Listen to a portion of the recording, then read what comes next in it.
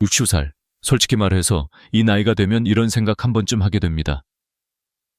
이제 뭐 더 바꿀 게 있나? 남은 인생 그냥 버티다가 가는 거지. 그런데 제가 수천 명의 어르신들을 만나며 깨달은 것은 전혀 달랐습니다.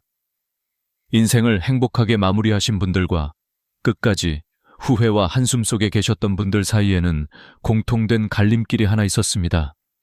그 나이가 바로 60세였습니다. 30대, 40대, 50대까지는 어떻게든 앞만 보고 달릴 수 있습니다. 가정 때문에, 자식 때문에, 회사 때문에 참고 견디며 버티는 삶이 가능합니다. 그런데 60이 되면 더 이상 참는 힘만으로는 인생이 굴러가지 않습니다. 그때부터는 마음가짐을 바꾸느냐, 그대로 버티느냐에 따라 남은 전부가 갈라집니다. 저는 이렇게 말씀드리고 싶습니다. 60세는 인생의 내리막이 시작되는 나이가 아니라 인생의 방향키를 통째로 바꿀 수 있는 마지막 골든타임입니다. 이 시기에 마음의 기여를 갈아 끼우지 않으면 70대, 80대, 90대까지 그대로 참는 패턴으로 흘러가게 됩니다. 반대로 60세에 딱 한 번 용기를 내어 이제부터는 나를 위해 살겠다고 선언하는 분들은 같은 나이인데도 표정부터 완전히 달라집니다. 눈빛이 부드러워지고 웃음에 여유가 생기고 말끝에 감사가 묻어납니다. 병원 대기실에서 한숨만 쉬며 순번을 기다리는 분들 사이에서 조용히 책을 읽거나 간단한 간식을 나눠 먹으며 웃는 분들이 꼭 있습니다. 제가 옆에 앉아 이야기를 나눠보면 거의 예외 없이 이렇게 말씀하십니다. 60 넘어서 마음을 바꾸니까요. 인생이 정말 다르게 보이더라고요. 생각해보면 우리는 인생 전반전을 남을 위해 쓰는데 너무 익숙해져 있습니다. 어린 시절에는 부모의 기대에, 청년기에는 직장의 기대에, 중년에는 자식의 기대에 맞추느라 정작 나는 무엇을 좋아하는 사람인지를 생각해 볼 시간조차 없었습니다. 그러다 60이 되어 정년을 하거나 직장에서 밀려나거나 아이들이 독립하고 나면 문득 공허한 구멍이 하나 생깁니다. 이제 나는 누구지? 나는 뭘 위해 살아야 하지? 이 질문 앞에서 어떤 분은 스스로를 더 몰아붙입니다. 그래, 아직 더 벌어야지. 아직 자식들 위해 더 참고 아껴야지. 반면 다른 분은 이렇게 마음을 돌립니다. 이제는 나도 나를 위해 살아도 되지 않을까? 남은 시간만큼은 내 인생의 주인공으로 서보고 싶다. 이 작은 차이가 10년, 20년 뒤 삶의 모습과 표정을 완전히 갈라놓습니다. 제가 기억에 남는 한 할아버지가 계십니다. 60대 초반까지는 늘 인상에 그늘이 드리워져 있었던 분이었습니다. 평생 회사 다니며 가족만 돌봤고 본인은 술 한 잔, 옷 한 벌 마음대로 사본 기억이 없다고 했습니다. 정년을 하고 나서도 자식들 결혼과 손주 교육비를 걱정하며 더 아끼고 또 아끼는 삶을 이어가고 계셨죠. 그런데 어느 날 검진에서 큰 이상은 아니지만 분명한 경고를 받았습니다. 당뇨 초기, 혈압도 높고 콜레스테롤도 꽤 올라가셨습니다. 지금처럼 살면 몇 년 안에 큰 병 오실 수 있어요. 그 말을 들은 그날 밤, 그분은 혼자 생각했다고 합니다. 내가 이 나이까지 이렇게 참고 살았는데 정작 남은 인생은 병원에서 보내면 그게 무슨 의미가 있나. 그리고 조용히 결심했다고 합니다. 지금부터 남은 20년은 나도 나를 위해 써보자. 그 후로 그분은 하루 중 단 1시간이라도 무조건 나를 위한 시간으로 정했습니다. 아침마다 동네를 천천히 산책하고 카페에 앉아 따뜻한 커피 한 잔을 여유롭게 마시고 젊을 때 배우고 싶었던 수채화를 시작했습니다. 자식들에게도 분명히 말했습니다. 이제 아버지는 아버지 인생도 좀 살 거다. 너희 도와줄 수 있는 만큼은 돕지만 내 노후를 다 내어주지는 않을 거야. 처음엔 서운해하는 기색도 있었지만 시간이 지나면서 오히려 자식들이 더 편안해졌습니다. 아버지가 늘 희생만 하는 사람이 아니라 자기 삶을 스스로 책임지는 어른으로 서 있는 모습이 든든했기 때문입니다. 그분은 제게 이렇게 말했습니다. 선생님, 돈을 더 모으는 것보다 표정을 되찾는 게 먼저더라고요. 웃을 수 있게 되니까 병도 덜 무서워졌어요.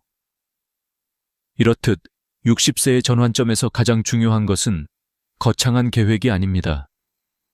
직장을 다시 잡거나 인생 2막 창업을 하거나 세계 일주를 떠나는 것만이 답은 아닙니다. 진짜 중요한 것은 조용하지만 단단한 선언입니다. 이제부터는 남은 인생을 나답게 살겠다. 그리고 아주 구체적인 질문을 스스로에게 던져보는 것입니다. 내가 정말 좋아하는 건 뭘까? 나를 편안하게 해주는 시간은 언제일까?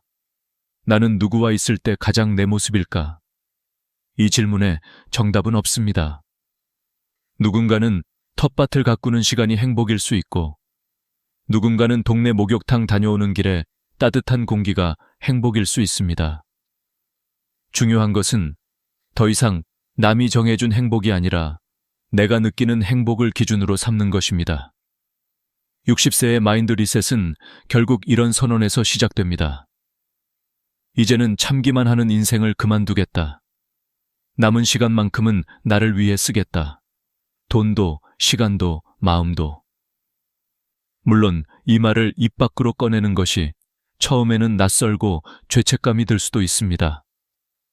한국 사회에서 우리는 너무 오랫동안 부모라면 그래야지, 가장이라면, 자식이라면 이라는 말에 묶여 살아왔기 때문입니다.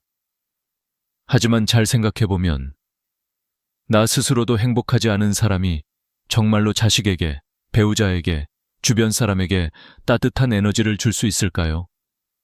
내 마음이 늘 말라 있다면 결국 그 건조함이 말투와 표정, 분위기를 통해 가족들에게 고스란히 전해지게 됩니다. 그래서 저는 이렇게 말씀드립니다. 나를 위해 사는 것은 이기적인 것이 아니라 오히려 주변 사람을 위해 필요한 일입니다. 이제 질문을 하나 던져보겠습니다. 만약 앞으로 20년이 더 남아있다면 당신은 그 시간을 어떻게 보내고 싶으신가요? 여전히 통장 잔고만 바라보며 조금만 더 하다가 어느 날 갑자기 병상 위에서 뒤늦게 후회하며 눈을 감고 싶으신가요? 아니면 오늘 하루라도 작은 기쁨 하나를 내 손으로 만들어가며 그래, 그래도 내 인생 참 괜찮았지라고 웃으며 마지막을 맞이하고 싶으신가요? 정답은 이미 마음속에 있을 것입니다. 인생의 전환점은 어느 날 저절로 오지 않습니다. 내가 결심하는 순간, 그때가 바로 전환점이 됩니다. 그리고 그 결심을 하기 가장 좋은 때가 바로 지금 60세입니다. 아직 늦지 않았습니다. 아니, 지금이 딱 좋을 때입니다. 남은 인생을 버티며 살 것인지, 아니면 즐기며 살 것인지, 지금 이 순간 당신의 선택에 달려 있습니다. 그리고 하나만 더 솔직하게 말씀드려 보겠습니다. 우리 세대는 참는 법은 누구보다 잘 배웠지만 즐기는 법은 제대로 배워본 적이 없습니다. 남을 위해 희생하는 것은 익숙하지만 나를 위해 투자하는 것은 어색합니다. 그래서 막상 시간이 나도 무엇을 해야 할지 모르겠고 돈을 써도 죄책감이 앞서고 쉬고 있어도 어딘가 불안합니다. 하지만 이제는 그 낡은 습관을 조금씩 내려놓을 때입니다. 오늘 하루 중 단 10분이라도 남이 아닌 나를 위한 시간을 정해보세요. 누가 뭐라 하지 않아도 되는 시간, 눈치를 보지 않아도 되는 순간, 오직 나를 위해 숨을 고르는 그 짧은 틈이 인생 후반전을 바꾸는 시작점이 됩니다. 저 역시 많은 어르신들의 이야기를 들으며 마음속으로 여러 번 다짐했습니다. 나도 60이 되면 그때부터라도 꼭 내 인생의 방향키를 내가 잡아야지. 인생은 끝에서 되돌릴 수 없습니다. 하지만 지금 이 자리에서 오늘의 선택은 바꿀 수 있습니다. 60이라는 숫자에 겁먹지 마시고 오히려 이렇게 속삭여 보세요. 그래, 드디어 내 인생을 나답게 시작할 시간이다. 그렇게 마음을 바꾸는 순간 세상이 조금 다르게 보이기 시작할 것입니다. 같은 집, 같은 거리, 같은 사람들인데도 내 마음이 달라지면 풍경이 달라집니다. 그것이 바로 60세 마인드 리셋의 첫 번째 기적입니다. 혹시 지금 화면을 보고 계신 당신도 마음 한구석에 이런 생각이 들지 않나요? 그래도 이미 너무 늦은 건 아닐까? 하지만 제가 곁에서 지켜본 바로는 60의 마음을 바꾼 분과 70의 바꾼 분, 80의 바꾼 분 사이에는 분명한 차이가 있었습니다. 이른 나이에 바꾼 분일수록 후회가 적고 더 오래, 더 깊게 행복을 누렸습니다. 그렇다고 70, 80에 바꾸면 의미가 없다는 뜻은 절대 아닙니다. 다만 지금 60을 지나고 있다면 이 말만은 꼭 기억해 주셨으면 합니다. 오늘이 앞으로의 날들 중 가장 젊은 날이다. 그러니 내일로 미루지 말고 언젠가로 미뤄두지 말고 바로 오늘 마음속에서 작은 선언 하나를 해보세요. 이제부터 남은 인생의 주인공은 바로 나다. 그 한 문장이 당신의 70대, 80대, 90대를 완전히 다르게 만들 것입니다. 60세가 넘으면 누구나 한 가지 사실을 깨닫기 시작합니다. 몸도, 마음도, 인간관계도 예전과 같지 않다는 것. 그런데 많은 분들이 이 변화 앞에서 두 가지 길로 나뉩니다. 하나는 계속 예전 방식대로 버티며 살아가는 길, 다른 하나는 이 시기를 전환점으로 삼아 삶의 방향을 바꾸는 길입니다. 이 둘의 차이는 시간이 지날수록 엄청난 격차를 만듭니다.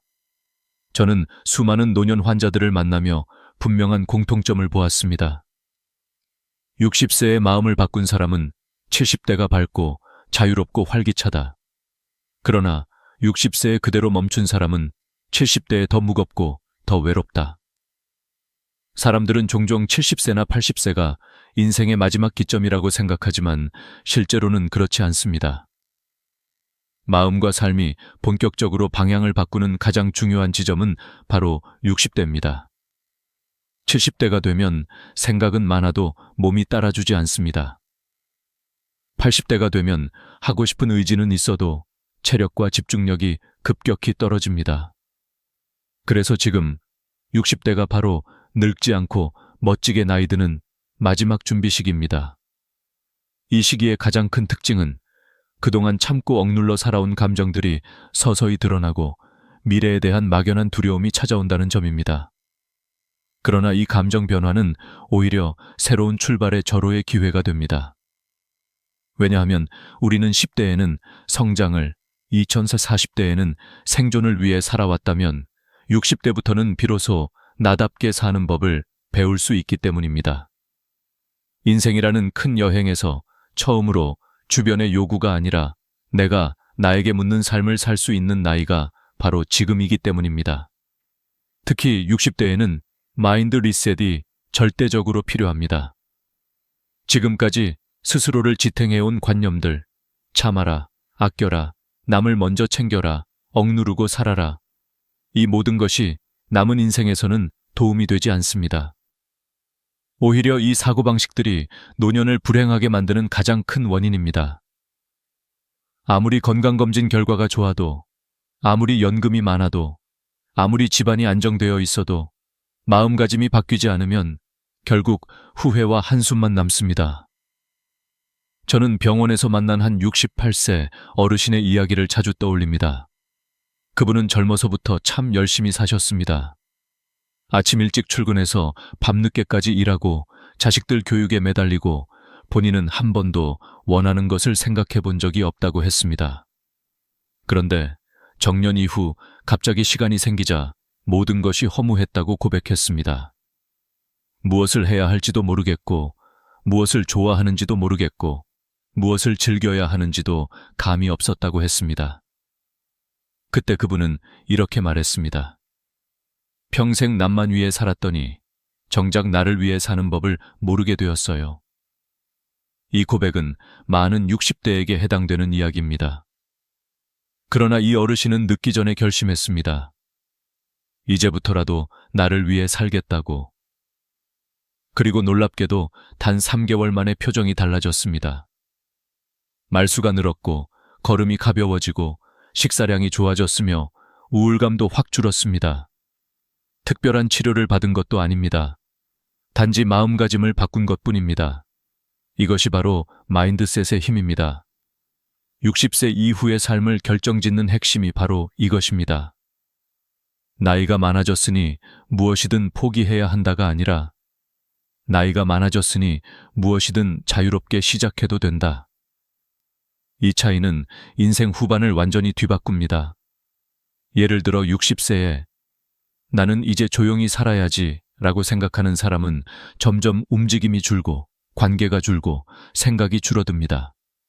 반대로 이제부터 배우고 즐기고 도전해야지 라고 생각하는 사람은 뇌가 젊어지고 면역력이 높아지고 삶의 만족감이 눈에 띄게 올라갑니다. 실제로 여러 연구에서 60대에 새로운 취미나 사회적 활동을 시작한 사람들은 평균 70년 더 건강하게 산다는 결과도 있습니다. 그렇다면 어떻게 마음을 리셋할 수 있을까요? 제가 수천 명의 환자와 상담하며 얻은 결론은 단순합니다. 쉬운 것부터, 작은 것부터, 당장 오늘부터. 1. 아침에 눈을 뜨면 오늘 내가 즐길 수 있는 일 하나를 선택하기. 2. 남의 시선을 의식해 억누르던 소소한 욕구를 하나 허락하기. 3. 경제적인 죄책감 없이 일주일에 한 번은 나를 위한 소비를 하기. 4. 주변 사람에게 더 솔직한 감정을 표현해보기. 5. 새로운 관계가 두렵더라도 한 번쯤 용기 내 세상 밖으로 나가보기. 이런 작은 마음 변화들이 모여 삶 전체가 변합니다. 그리고 절대 잊지 말아야 할 사실이 있습니다. 60세는 절대로 늙은 나이가 아닙니다. 오히려 가장 젊은 나이입니다. 지금부터의 20년은 단순히 버티며 사는 시간이 아니라 인생에서 가장 지혜롭고 가장 깊고 가장 여유로운 시기가 될 수 있습니다. 저는 90세의 한 할머니께 들었던 말이 있습니다. 인생은 60부터야. 그전엔 준비만 하느라 바빴지. 그 말이 저는 아직도 잊히지 않습니다. 60세의 마인드셋은 결국 이런 데클러레이션입니다. 나는 이제 내 인생을 내 방식으로 살겠다. 이 마음 하나만 바꿔도 70대의 자유, 80대의 평안, 90대의 온화함이 자연스럽게 따라옵니다. 오늘 이 영상을 보고 계신 여러분, 이 말을 꼭 기억해 주세요. 인생 최고의 순간은 아직 오지 않았다. 60세는 끝이 아니라 시작입니다. 이제부터 당신은 인생의 진짜 주인공입니다. 60세를 지나면 누구나 경제와 돈에 대한 생각이 달라지기 시작합니다. 그런데 많은 분들은 이 변화의 신호를 제대로 읽지 못하고 젊을 때의 사고방식 그대로 60대, 70대를 살아갑니다. 그 결과 두 가지 극단적인 후회가 찾아옵니다. 하나는 내가 왜 이렇게 악착같이 모으기만 했을까? 또 하나는 쓸 수 있을 때 좀 쓸걸. 많은 어르신들이 이 두 후회를 반복합니다. 그리고 저는 수천 명의 환자와 상담하며 똑같은 결론을 들었습니다. 60대 경제관념을 바꾸지 않으면 70, 80대는 소비를 하고 싶어도 할 수 없다. 젊을 때는 절약이 미덕입니다. 아이들 교육비, 내 집 마련, 대출, 생활비. 버는 족족 나가니 아끼고 모으는 것이 당연합니다. 그러나 이 사고방식이 60세 이후에도 계속되면 문제가 됩니다. 이제 자식들은 독립했고 회사에서는 손을 떼었고 몸은 천천히 약해지는 시기입니다. 그런데도 여전히 자신에게 돈 쓰는 것을 죄처럼 여기며 사는 분들이 많습니다. 문제는 시간이 우리를 기다려주지 않는다는 것입니다. 70세가 되면 체력이 떨어지고 75세가 되면 여행은커녕 장거리 이동도 힘들어지고 80세가 되면 기력도 줄고 집중력도 떨어지며 85세부터는 치매나 거동 불편이 본격적으로 시작됩니다. 그리고 그때는 돈이 있어도 마음대로 쓸 수가 없습니다. 식욕이 줄고 여행이 힘들고 새로운 경험을 하고 싶어도 의지가 따라주지 않습니다. 결국 남는 것은 그때 해볼 걸이라는 아쉬움뿐입니다. 그래서 최고의 노년 전문가들은 한 목소리로 말합니다. 돈은 건강할 때, 감각이 있을 때, 즐거움을 느낄 수 있을 때 써야 가치가 있다. 저는 실제로 이런 환자를 만난 적이 있습니다. 73세 여성분인데 평생 펜션 청소 일을 하며 남편과 함께 자식들 뒷바라지를 했습니다. 옷 한 벌 제대로 사본 적도 없었고 여행 한 번 가본 적도 없이 살아왔습니다. 그렇게 참고 또 참으며 모은 돈이 1억이 넘었습니다. 그런데 남편이 돌아가시고 본인 역시 무릎 관절이 망가져 거동이 불편해지자 쓰고 싶어도 쓰지 못하는 몸이 되었습니다. 그분은 눈물을 흘리며 말했습니다. 돈을 모으느라 내 젊음을 통째로 바쳤는데 정작 쓸 수 있을 땐 내 몸이 없네요. 이 이야기는 특별한 사례가 아니라 한국에서 너무 흔한 현실입니다. 그래서 60세에 가장 먼저 바꿔야 하는 마인드가 바로 경제관념입니다. 돈을 모으는 데 집중하던 삶에서 이제는 돈을 사용하는데 의미를 두는 삶으로 전환해야 합니다. 물론 무분별하게 쓰라는 뜻이 아닙니다. 남은 인생을 풍요롭게 하는데 돈을 쓰라는 뜻입니다. 예를 들어 이런 지출은 절대 낭비가 아닙니다. 건강을 챙기는 데 드는 비용, 몸의 편안함을 위한 가구, 식단, 보조기구, 감정을 풍요롭게 하는 경험, 여행, 공연, 전시, 취미, 가족과의 따뜻한 식사, 나를 위해 사는 작은 사치. 이런 지출은 나이가 들수록 삶의 질을 획기적으로 높여주는 투자입니다. 반대로 이런 지출은 늦기 전에 과감히 줄여야 합니다. 자식의 경제 문제를 해결해주기 위한 무리한 지원, 손주에게 과하게 쓰는 돈, 체면 때문에 쓰는 비용, 의무감에서 하는 경조사 비용. 부모가 자식에게 해줄 수 있는 최고의 선물은 집 한 채도 거액의 유산도 아닙니다. 태산 같은 희생을 남기는 부모가 아니라 마지막까지 자기 인생을 즐기고 행복하게 살았던 부모의 기억입니다. 저는 치매 어르신들의 가족 상담을 할 때 이런 장면을 많이 봅니다. 가족들은 이렇게 말하곤 합니다. 엄마가 젊을 때 하고 싶은 걸 좀 하시지. 다 자식만 챙기시다 이렇게 되셨어요. 아버지가 평생 참고 모은 돈, 결국 요양비로 다 쓰고 계세요. 이 말은 과장이 아닙니다. 실제로 노인 장기요양보험 제도가 있어 많은 어르신들이 시설 비용을 연금으로 충당할 수 있습니다. 결국 많은 분들이 아끼고 모은 것을 지금 자신이 누리지 못한 채 생애 끝에서 사용하게 됩니다. 그렇다면 이 질문을 스스로에게 던져보아야 합니다. 나는 내가 즐기기 위해 살 것인가? 남을 위해 인생을 다 쏟아부을 것인가? 자식을 사랑하지 말라는 것이 아닙니다. 하지만 자식의 삶은 자식의 몫, 그리고 나의 삶은 나의 몫입니다. 부모가 지나치게 자식을 책임지려 하면 결국 두 사람 모두 불행해집니다. 부모는 자신의 인생을 잃고 자식은 스스로 설 기회를 잃습니다. 진정한 사랑은 서로 독립시키는 것입니다. 따라서 60대 이후의 경제 마인드는 이렇게 바뀌어야 합니다. 1. 내 인생의 마지막 20년을 풍요롭게 하는데 돈을 쓴다. 2. 자식 문제는 사회 시스템과 본인의 능력에 맡긴다. 3. 돈은 모으는 것이 아니라 순환시키며 쓰는 것이다. 4. 건강 경험 관계에 투자하는 소비는 아끼지 않는다. 남의 시선보다 내 만족감을 기준으로 소비를 결정한다. 특히 제 환자들 중 가장 행복한 노년을 보내는 분들의 공통점이 있었는데 그들은 하나같이 이렇게 말했습니다. 돈은 써야 가치가 생긴다. 안 쓰면 숫자일 뿐이다. 한 가지 기억해 주세요. 나이가 들면 가장 소중한 것은 돈이 아니라 시간입니다. 그리고 그 시간은 생각보다 훨씬 빨리 지나갑니다. 60세 이후에 20년은 길지 않습니다. 그러니 지금이 바로 내가 원하는 삶에 돈을 쓰는 연습을 시작할 때입니다. 그리고 마지막으로 저는 이렇게 말씀드리고 싶습니다. 절약은 젊을 때의 습관이고 행복은 나이 들어 배우는 기술이다. 여러분의 노년이 풍요롭고 아름다워지길 진심으로 바랍니다. 돈을 쓰는 것이 사치가 아니라 남은 인생을 사랑하는 가장 솔직한 방식입니다.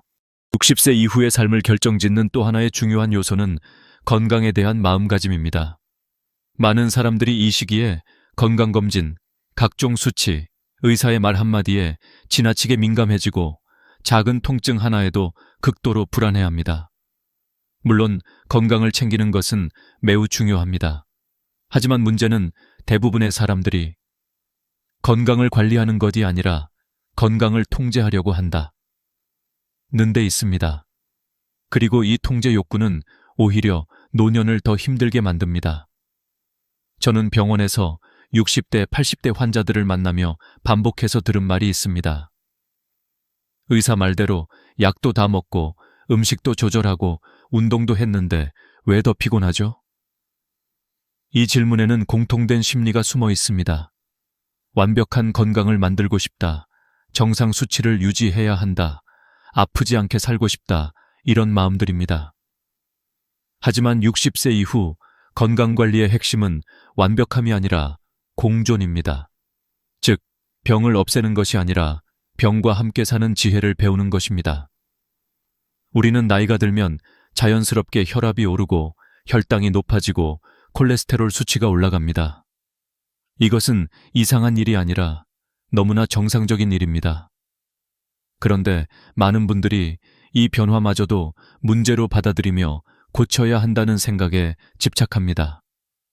그 결과 약을 한 움큼씩 챙겨 먹기 시작하고 몸이 조금만 이상해도 병원을 전전하며 불안 속에 하루를 보냅니다. 이런 삶은 몸보다 마음을 더 지치게 합니다. 제가 진료에서 가장 많이 경고하는 것이 있습니다. 바로 다약제 복용, 폴리파마시입니다.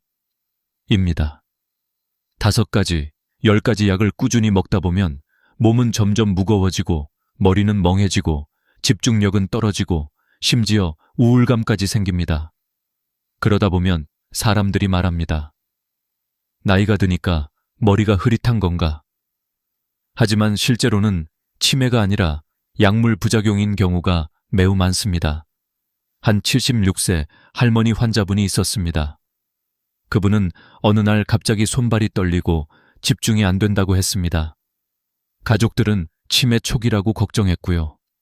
그런데 제가 약 목록을 보니 혈압약 2종류, 당뇨약 2종류, 콜레스테롤 약 1종류, 수면제, 진통제까지 총 9가지였습니다. 제가 약을 4가지로 줄여드렸습니다. 그리고 한 달 뒤 할머니는 환하게 웃으며 병원에 오셨습니다. 선생님, 머리가 맑아지고 손떨림도 없어졌어요. 치매인 줄 알았는데 그냥 약 때문이었네요. 이렇듯 노년의 건강 문제는 질병보다 약물과 불안이 만드는 경우가 훨씬 많습니다. 그렇다면 60세 이후 건강을 어떻게 대해야 할까요? 정답은 단순합니다. 심각하지 않은 병은 오히려 적당히 관리하며 사는 것이 훨씬 현명하다. 혈압이 조금 높다. 나이에 충분히 있을 수 있는 일. 혈당이 약간 올라갔다. 식사 조절과 가벼운 운동이면 충분. 콜레스테롤이 높다. 당장 약부터 먹기보다 생활 패턴을 먼저 점검. 몸이 여기저기 아프다. 자연스러운 노화 과정. 무엇보다 중요한 것은 지금 내가 일상생활을 하는데 큰 불편이 없는지, 그리고 오늘 하루의 컨디션이 괜찮은지입니다. 검사 결과나 숫자의 인생 전체를 맡기면 마음이 병들기 시작합니다. 저는 환자들에게 항상 이렇게 말합니다. 수치는 참고일 뿐, 당신의 삶은 숫자보다 몸의 느낌을 따라야 합니다. 이 말은 과장이 아닙니다. 수치를 가장 열심히 관리하는 사람일수록 정신적 스트레스와 불안이 높고 오히려 건강을 해치는 경우가 적지 않습니다. 반면 적당히 관리하면서도 내 몸을 믿는 마음을 가진 분들은 표정이 밝고 수면질이 좋고 삶의 안정감이 높습니다. 그리고 여기서 매우 중요한 깨달음이 있습니다. 60대 이후에 건강을 깎아먹는 가장 큰 원인은 병 자체가 아니라 두려움입니다. 두려움은 면역력을 낮추고 호흡을 얕게 하고 잠을 빼앗고 모든 병의 회복을 더디게 합니다. 이 두려움을 이기는 법은 완벽하게 관리하려는 것을 멈추는 것입니다. 저는 한 82세 할아버지 환자분에게 들은 말이 지금도 잊히지 않습니다. 나이가 들면 병은 친구처럼 같이 가는 거예요. 너무 미워하면 더 아픕니다. 이 말에는 깊은 지혜가 담겨 있었습니다. 60세 이후 건강관리의 진짜 핵심은 이렇습니다. 완벽을 버리고, 두려움을 줄이고, 몸의 신호를 존중하고, 약물보다 생활 리듬을 우선하고, 병을 적으로 보지 말고 동반자로 바라보는 것. 병을 없애려고 싸우면 인생이 피곤해지고, 병과 함께 살아갈 줄 알면 인생이 가벼워집니다. 물론 여기서 중요한 것은 방치하라는 뜻이 절대 아닙니다. 필요한 검진은 하고 필요한 약은 먹어야 합니다. 다만 과한 관리가 오히려 불행을 만든다는 사실을 잊지 말라는 것입니다. 그리고 마지막으로 60세 이후 건강의 진짜 기준은 삶의 불편함이 적은가이지 수치가 정상인가가 아닙니다. 조금 아프면 어떻습니까? 조금 수치가 높으면 어떻습니까? 오늘을 즐길 수 있는 마음, 걷고 싶은 의지, 웃을 수 있는 여유가 있다면 그것이 바로 건강입니다. 그리고 이 사실을 받아들이는 순간 여러분의 70대와 80대는 훨씬 더 평온해지고 삶이 훨씬 더 따뜻해질 것입니다. 60세 이후 많은 분들이 가장 크게 후회하는 것이 무엇인지 아십니까? 돈도 아니고 성취도 아니고 명예도 아닙니다.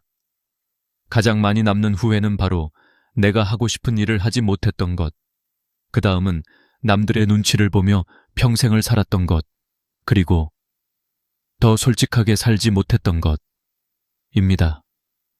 저는 수많은 노년 환자들과 가족 상담을 하며 한 가지 공통된 사실을 깨달았습니다.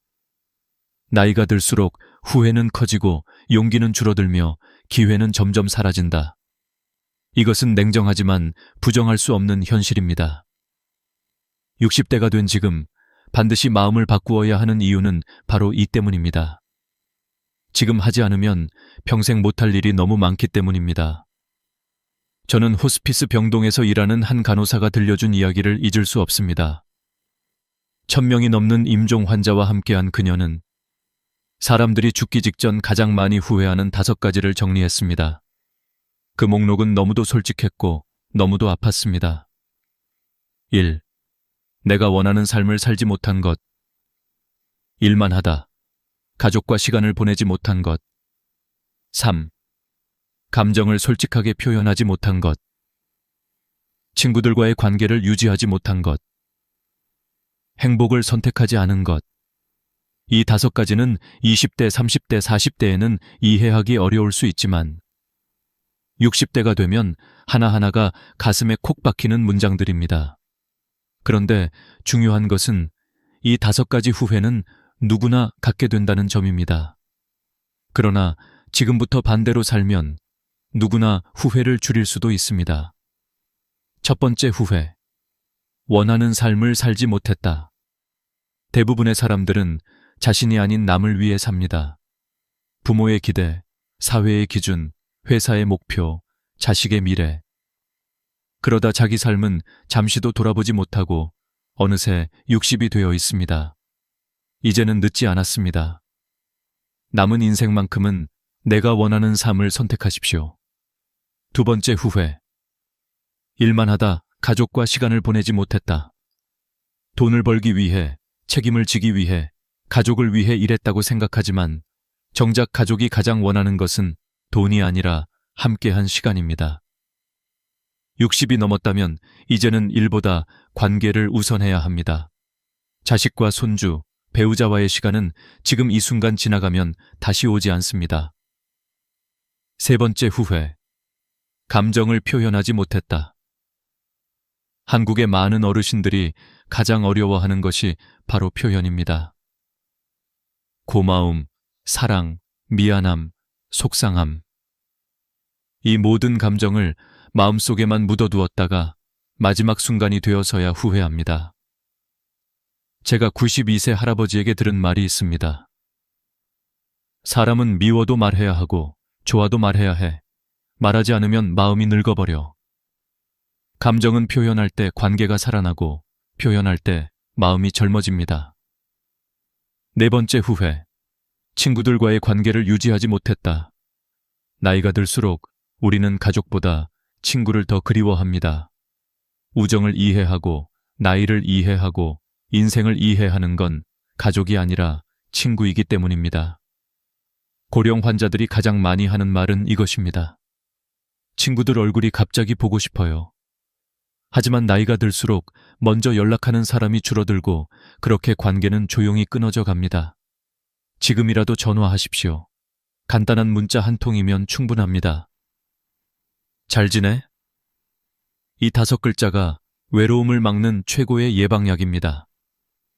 5번째 후회. 행복을 선택하지 않았다. 많은 사람들은 행복을 결과라고 생각합니다. 성공하면 행복해지고, 돈을 벌면 행복해지고, 자식이 잘 되면 행복해진다고 생각합니다. 하지만 임종을 앞둔 사람들은 이렇게 말합니다. 행복은 선택이었어요. 내가 선택하지 않아서 불행했던 거지. 행복은 상황이 아니라 태도입니다. 동일한 상황에서도 어떤 사람은 감사하고 어떤 사람은 불만스럽습니다. 이 차이는 삶의 질을 극적으로 바꿉니다. 그렇다면 60대 이후에는 어떻게 살아야 할까? 간단합니다. 후회와 반대로 살면 됩니다. 남 눈치 보지 말고 하고 싶은 일을 하세요. 일보다 인간관계를 앞세우세요. 사랑한다, 고맙다, 보고 싶다. 표현하세요. 친구에게 먼저 연락하세요. 행복을 선택하세요. 행복은 찾는 것이 아니라 결정하는 것입니다. 그리고 이 결정은 오직 당신만이 내릴 수 있습니다. 이제 남의 인생을 살아주는 삶은 끝내십시오. 이제부터는 늦지 않았습니다. 당신의 삶을 되찾을 수 있습니다. 후회를 줄이는 길은 어렵지 않습니다. 지금 이 순간 하고 싶은 것 하나를 선택하는 것에서 시작합니다. 마지막으로 제가 만난 98세 할머니가 하신 말을 전해드리고 싶습니다. 슬픔도 많았고 아픔도 많았지만 그래도 웃으며 살아보려고 애쓴 날들이 결국 내 인생이더라. 그분의 미소는 세상 무엇보다 아름다웠습니다. 60세 이후의 인생은 결코 늦은 시간이 아닙니다. 오히려 가장 깊고 가장 진짜다운 인생이 시작되는 순간입니다. 여러분도 이 순간을 놓치지 않기를 바랍니다. 60세를 지나 70대에 접어드는 순간, 인생은 또 한 번 조용히 갈라집니다. 누군가는 의욕을 잃고 모든 일을 내려놓으며 조용히 늙어가고 또 누군가는 갑자기 삶이 더 재밌어졌다고 말합니다. 이 둘의 차이는 단순한 운도 아니고 특별한 능력도 아닙니다. 바로 자기만의 세계를 가진 사람인가 아닌가의 차이입니다. 제가 수많은 70대와 80대 어르신들을 만나면서 내린 결론은 아주 명확했습니다. 70대에 빛나는 사람들은 60대부터 자기 세계를 지켜온 사람들이다. 이 자기 세계란 거창한 것이 아닙니다. 하루에 10분 책을 읽는 사람, 작은 텃밭을 가꾸는 사람, 조용히 동네 산책을 즐기는 사람, 바둑 두는 사람, 글을 쓰거나 라디오를 듣는 사람. 이런 작은 나만의 시간이 쌓여서 70대, 80대의 삶을 지탱하는 힘이 됩니다. 반대로 60대에 귀찮다, 피곤하다, 이제 뭘 해? 하며 손을 놓아버리면 70대가 되었을 때는 다시 시작할 힘이 거의 남아있지 않습니다. 사람은 나이가 들수록 몸보다 마음이 먼저 늙습니다. 마음이 늙으면 의욕이 사라지고 의욕이 사라지면 삶은 순식간에 건조해집니다. 그렇기 때문에 60대에 꼭 해야 할 일은 단 하나, 나를 설레게 하는 작은 세계를 하나 만들거나 지키는 것. 제가 기억하는 72세 할아버지가 있습니다. 직업은 평범한 회사원이었고 취미랄 것도 없이 일만 하다 정년을 맞았습니다. 처음엔 내 나이에 뭘 시작해? 라며 무기력해 했지만 어느 날 우연히 동네 작은 서점에서 열리는 글쓰기 모임에 참여했습니다. 첫날엔 어색하고 부끄러워서 거의 말도 못했습니다. 그런데 이상하게도 그 자리가 좋았다고 합니다. 그렇게 매주 한 번씩 참석한 글쓰기 모임이 어느새 그의 일상의 중심이 되었습니다.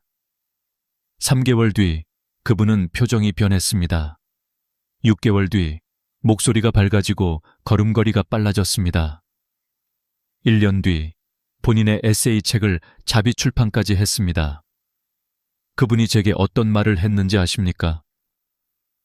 선생님, 70대가 이렇게 재미있는 줄 몰랐습니다.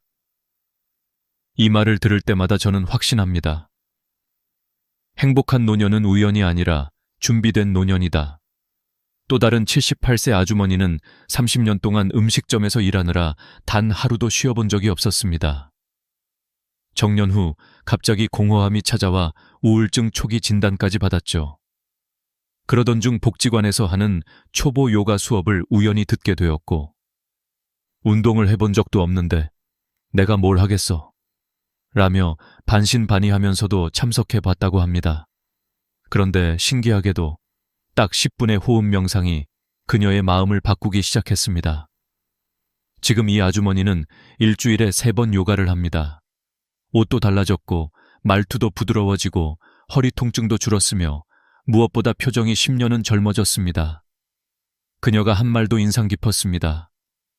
평생 남만 챙기다 내 몸 한번 들여다보니 내가 너무 불쌍하더라고요.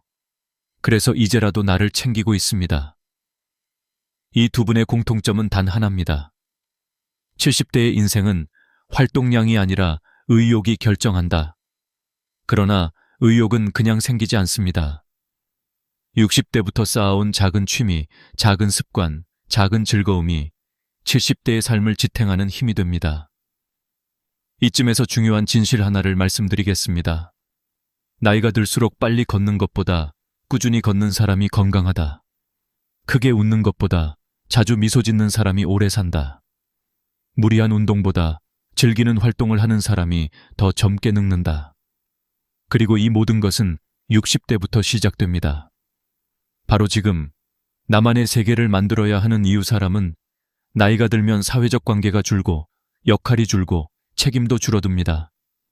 이 상황을 어떤 사람은 해방으로 느끼고 어떤 사람은 버림받음으로 느낍니다. 차이는 어디서 생길까요? 바로 내 삶의 중심축이 밖에 있는가, 안에 있는가에서 갈립니다.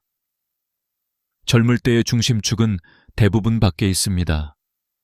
직장, 가족, 사회적 역할, 인간관계. 하지만 60세 이후에는 외부 중심축이 무너집니다. 그때 남는 것은 한 가지뿐입니다. 내 안의 세계. 이 세계가 풍부한 사람은 외로움에 휘둘리지 않고 세상이 조용해져도 마음이 공허하지 않습니다. 반면 이 세계가 비어있는 사람은 늙음과 함께 무너집니다.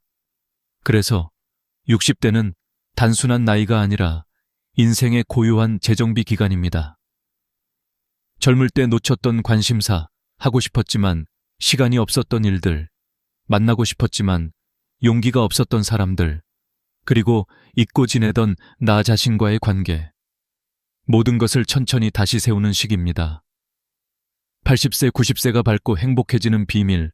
저는 많은 장수 어르신을 보며 하나의 공통점을 찾았습니다. 그들은 모두 하루를 즐기는 능력을 가지고 있었습니다. 그 능력은 절대 저절로 생기지 않습니다. 40대에 생기는 것도 아니고 50대에 충동적으로 생기는 것도 아닙니다. 60대 때부터 천천히 만들어지는 능력입니다. 좋아하는 음악 한 곡, 매일 마시는 따뜻한 차, 산책하며 마주치는 같은 동네 사람, 오랫동안 쓰던 나만의 작은 도구들, 취미방의 책상에 놓인 낡은 연필, 일주일에 한 번 참여하는 동아리 모임, 일기장 한 장을 채우는 10분. 바로 이런 작고 사소한 것들이 70대의 고독을 막아주고 80세의 건강을 유지해주며 90세의 존엄을 지켜줍니다. 그리고 이제 마지막 질문. 당신의 70대는 어떤 모습이었으면 좋겠습니까? 외로움 속에 TV만 바라보는 모습입니까?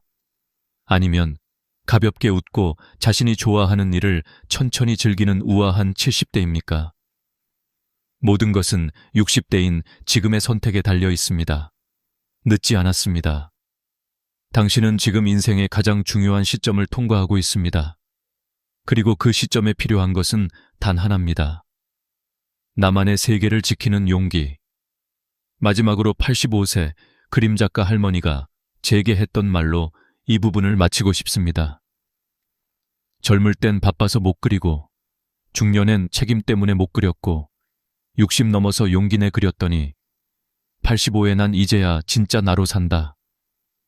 여러분의 60대가 바로 그런 시작이 되길 바랍니다. 지금이 바로 인생이 가장 깊어지는 시간입니다. 여러분은 아직 충분히 젊습니다. 그리고 앞으로 더 아름다워질 수 있습니다. 왜 어떤 사람들은 90살이 넘어서도 또렷한 정신과 탄탄한 걸음으로 하루를 살아가는 반면 어떤 사람들은 아직 젊은 나이에도 병과 피로 속에서 하루하루를 견디게 될까요? 저는 이 질문을 들을 때마다 한 사람의 얼굴이 떠오릅니다. 올해로 92살, 여전히 매주 진료실에 앉아 사람들의 몸을 살피고 조용한 미소로 조언을 건네는 노의사. 그는 젊은 시절부터 수천 명의 삶을 지켜보았고 그 긴 세월만큼이나 깊은 통찰을 가진 사람이었습니다.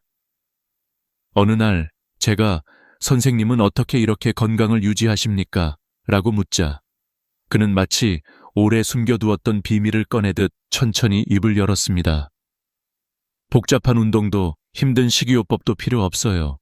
단지 몸의 4군데를 제대로 관리하는 것, 그것만 꾸준히 하면 됩니다. 처음 그 말을 들었을 때 저는 의아했습니다. 4군데? 그게 정말 건강과 장수를 좌우한다고? 하지만 그는 고개를 끄덕이며 덧붙였습니다. 사람들은 평생 중요한 부분을 놓쳐요. 눈에 잘 보이지 않거나 별것 아니라고 여겨서 대충 넘기죠. 그러나 그 작은 부위들이 노년의 건강을 결정짓습니다. 그의 말투는 과장도 신비주의도 없었고 오히려 너무나 단순해서 더 믿음이 갔습니다. 오랜 세월 환자들을 돌봤던 사람만이 할 수 있는 단단한 확신 같은 것이 담겨 있었으니까요. 그는 조용히 차 한 모금을 마신 뒤 마치 오래된 경험 속에서 한 장면을 꺼내듯 이야기를 이어갔습니다. 내가 젊었을 때부터 유독 인상 깊었던 환자가 한 명 있었어요. 65살이었는데 늘 피곤하고 기억력이 떨어진다며 찾아왔죠. 그런데 놀랍게도 병의 원인은 복잡하지 않았습니다. 그저 몸의 일부가 너무 오랫동안 방치되어 있었던 겁니다. 그는 이 말을 하며 특유의 부드러운 미소를 지었습니다. 사람들은 큰 병만 걱정하지만 정작 건강을 무너뜨리는 건 작은 무시입니다. 제가 그 4군데가 정확히 어디인가요? 라고 묻자 그는 손가락을 가볍게 탁자 위에 두드렸습니다. 그 동작은 지금 바로 다 말하지는 않겠다는 듯 했습니다. 지금 다 알려드리면 흥미가 떨어질 거예요. 하지만 하나만 분명히 해둡시다. 이 4부위는 우리 몸의 기초, 해독, 순환, 그리고 에너지의 중심입니다. 이 4가지가 무너지면 정신도, 체력도, 장기 기능도 함께 약해집니다. 반대로 이 4가지만 살리면 나머지는 자연스럽게 따라오지요. 그의 태도는 마치 오랜 삶의 퍼즐을 완성한 사람처럼 여유로웠습니다. 저는 그 순간 깨달았습니다. 노년의 건강은 거창한 비법이나 강한 의지가 아니라 기본을 제대로 지키는 생활 습관에서 완성된다는 사실을요.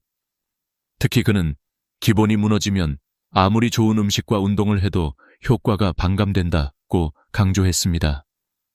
너무 단순해서 소홀히 했던 것들이 사실 우리 몸을 지탱하는 기둥이었다는 것입니다. 그는 덧붙였습니다. 사람의 몸은 솔직해요. 잘 돌보면 언제든지 회복하려 하고 무시하면 금방 신호를 보냅니다. 그런데 대부분 그 신호를 나이가 들어서 그렇겠지 하고 넘겨버리죠. 나이는 이유가 아닙니다. 관리하지 않은 것이 이유예요. 이 말은 오랫동안 제 머릿속에 남았습니다. 우리는 흔히 나이가 들면 당연히 아파지고 약해진다고 생각하지만 그는 단호하게 그 믿음을 부정했습니다. 실제로 그는 90세가 넘었음에도 허리도 곧고 걸음도 안정적이며 손의 떨림도 거의 없었습니다. 기억력 또한 뚜렷해 환자의 이름과 병력을 그대로 기억해냈습니다. 그리고 그는 그 모든 이유를 4군데의 꾸준한 관리라고 말했습니다. 그는 다시 제게 물었습니다. 당신은 하루 중 가장 먼저 돌보는 신체 부위가 어딥니까?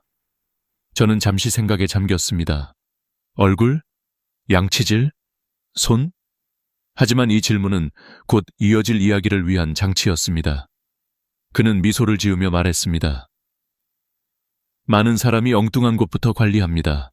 진짜 중요한 부분은 늘 뒤로 밀리고 말죠. 오늘 제가 드릴 이야기를 끝까지 듣는다면 아마 당신의 건강 습관도 완전히 바뀔 겁니다. 그 순간 저는 이 이야기가 단순한 건강 정보가 아니라 오랜 세월 사람들의 몸과 삶을 지켜본 한 의사의 경험이자 유산이라는 사실을 깨달았습니다. 그의 말대로라면 이 4가지 습관은 단지 병을 예방하는 수준이 아니라 노년의 삶을 완전히 바꿀 수도 있는 열쇠였습니다. 그리고 그는 조용히 첫 번째 비밀을 꺼내려 했습니다. 나이가 들수록 가장 먼저 약해지고 가장 자주 무시되지만 사실은 건강의 기초가 되는 곳, 그가 모든 장수의 시작점이라고 부른 그 부위. 이제 그 이야기가 시작됩니다. 나이가 들수록 가장 먼저 약해지고 동시에 가장 소홀히 다루는 곳. 의사는 그것을 몸의 뿌리라고 불렀습니다. 그리고 그는 천천히 단어 하나를 꺼냈습니다. 발입니다. 너무도 단순해서 순간 말문이 막혔습니다. 하지만 그 단순함 속에 평생의 통찰이 숨어 있었습니다. 그는 조용히 발을 가리키며 말했습니다. 나무가 튼튼하게 자라려면 뿌리가 가장 먼저 건강해야 하지요. 사람도 똑같습니다.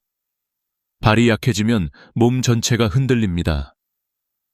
사실 많은 노년층이 피곤함, 불면, 다리 저림, 균형감, 저하를 나이 탓이라고 생각합니다. 그러나 그는 고개를 저었습니다.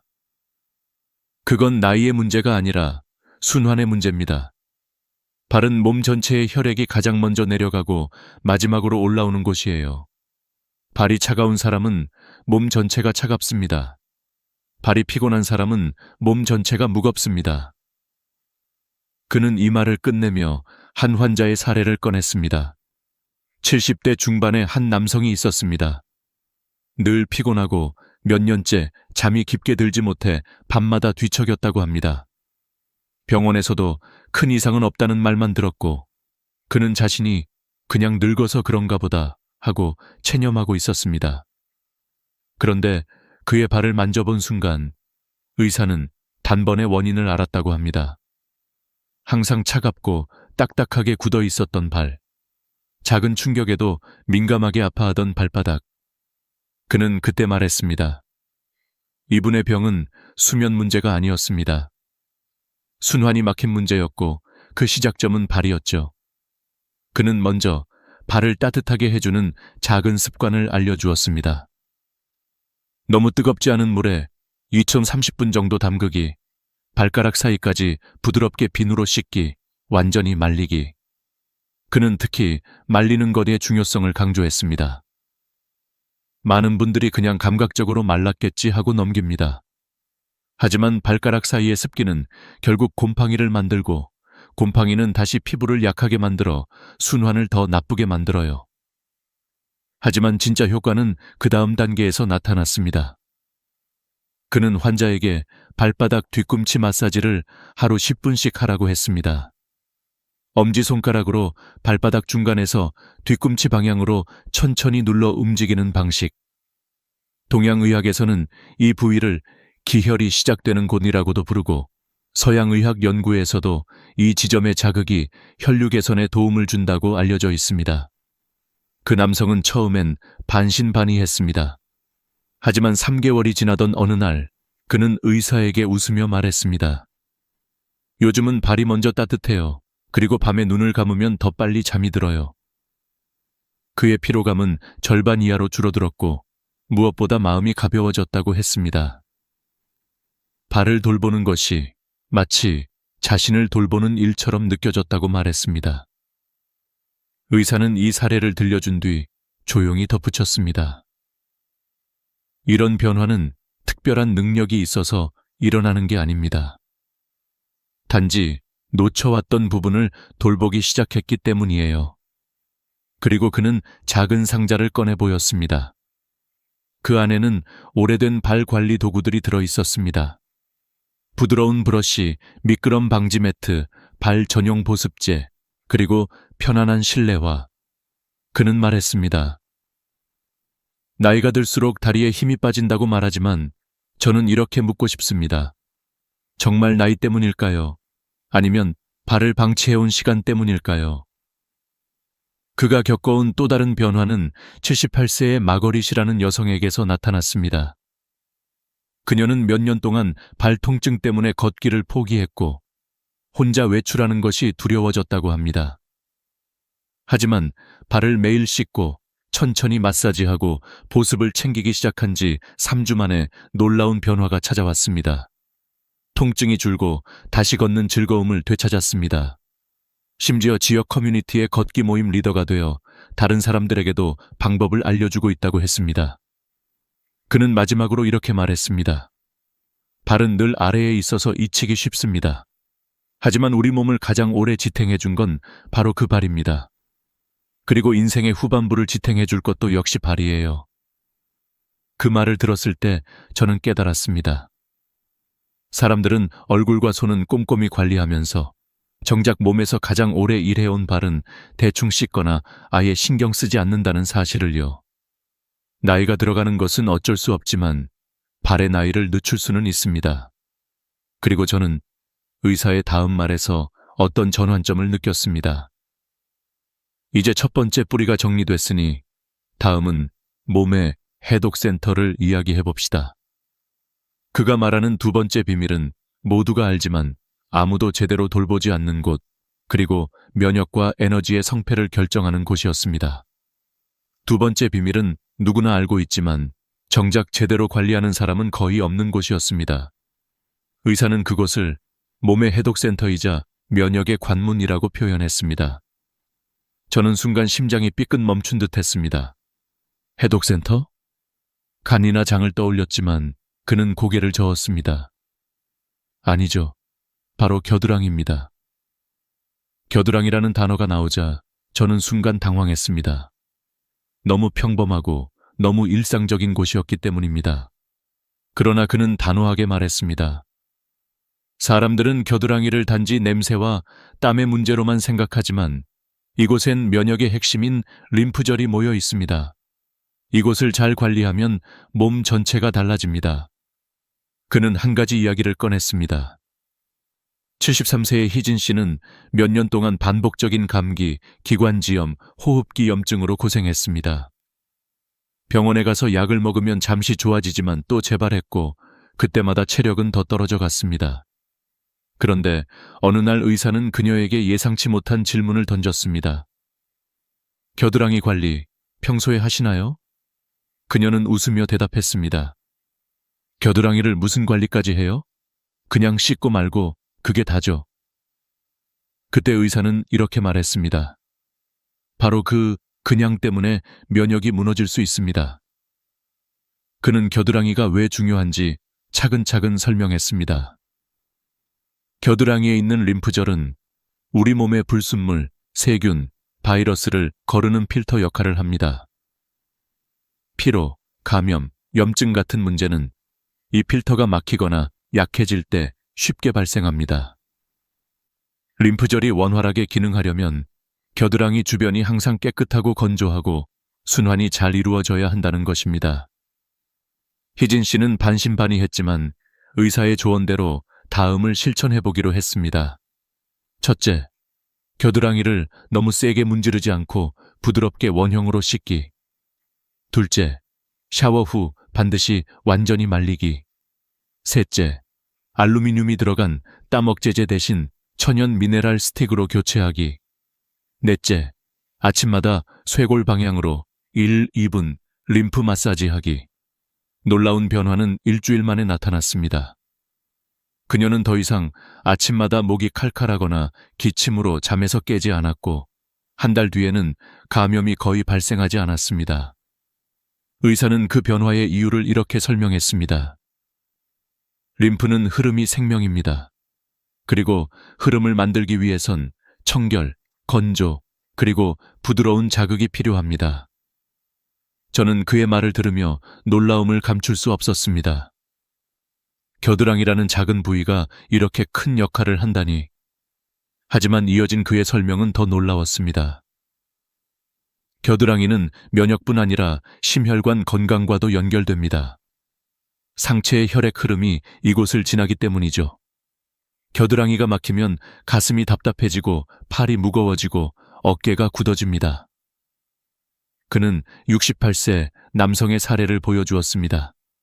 늘 피곤하고 이유 없이 어깨가 뻐근해 병원에 갔지만 검사에서는 특별한 이상이 나오지 않았던 사람. 그런데 그가 매일 겨드랑이 마사지를 시작하고 천연 성분 제품으로 바꾼 뒤 딱 2주 만에 어깨 가동 범위가 넓어지고 에너지가 증가했습니다. 림프는 고속도로와 같습니다. 막히면 정체가 생기지만 흐름만 살려도 몸은 금방 살아납니다. 의사의 말은 단순했지만 매우 설득력이 있었습니다. 특히 노년층은 땀샘 기능이 약해져 세균 번식이 더 쉬워지고 피부도 약해져 자극에 민감하므로 올바른 관리가 필수라고 했습니다. 그는 겨드랑이 관리에서 가장 중요한 2가지 신호를 강조했습니다. 하나, 비정상적인 부기. 둘, 지속적인 통증이나 갑작스러운 피부 변화. 이 신호는 절대 넘겨서는 안 되며 즉시 검사가 필요하다고 말했습니다. 하지만 무엇보다 인상 깊었던 건 그가 말한 온도의 역할이었습니다. 샤워 마지막 단계에서 겨드랑이의 차가운 물을 5초만 흘려보세요. 림프가 깨어납니다. 그리고 세균 증식도 줄어듭니다. 이 작은 동작만으로도 림프 기능이 상당히 활성화된다고 했습니다. 그는 마지막으로 이렇게 말했습니다. 겨드랑이는 몸의 필터입니다. 필터가 깨끗하면 온몸이 편안해지고 필터가 막히면 온몸이 무거워집니다. 저는 그 순간 깨달았습니다. 평생 무심코 지나쳤던 이 작은 부분이 사실은 면역의 시작점이었고 에너지의 중심이었다는 사실을요. 그리고 의사는 조용히 다음 비밀을 꺼냈습니다.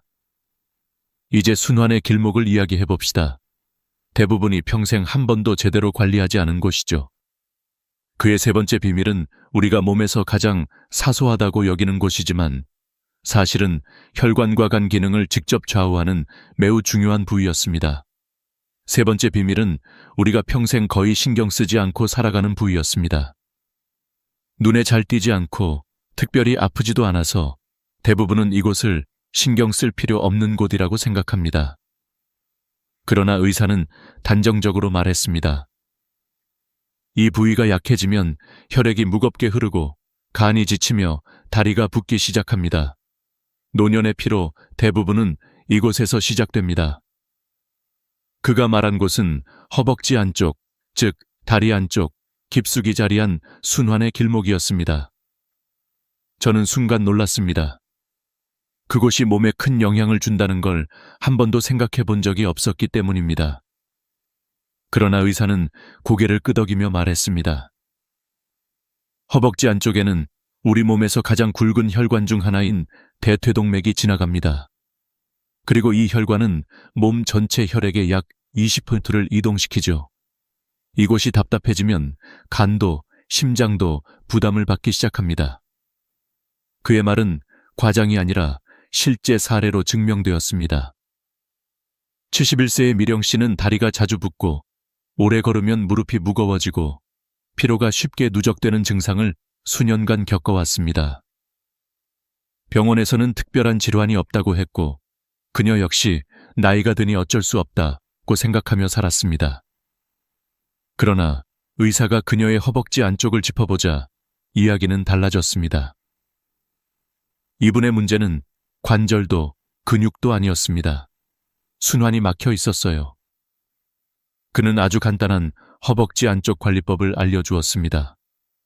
첫째, 따뜻한 물로 부드럽게 씻기, 특히 무향 비누를 사용해 위쪽 방향으로 쓸어 올리듯 닦는 것.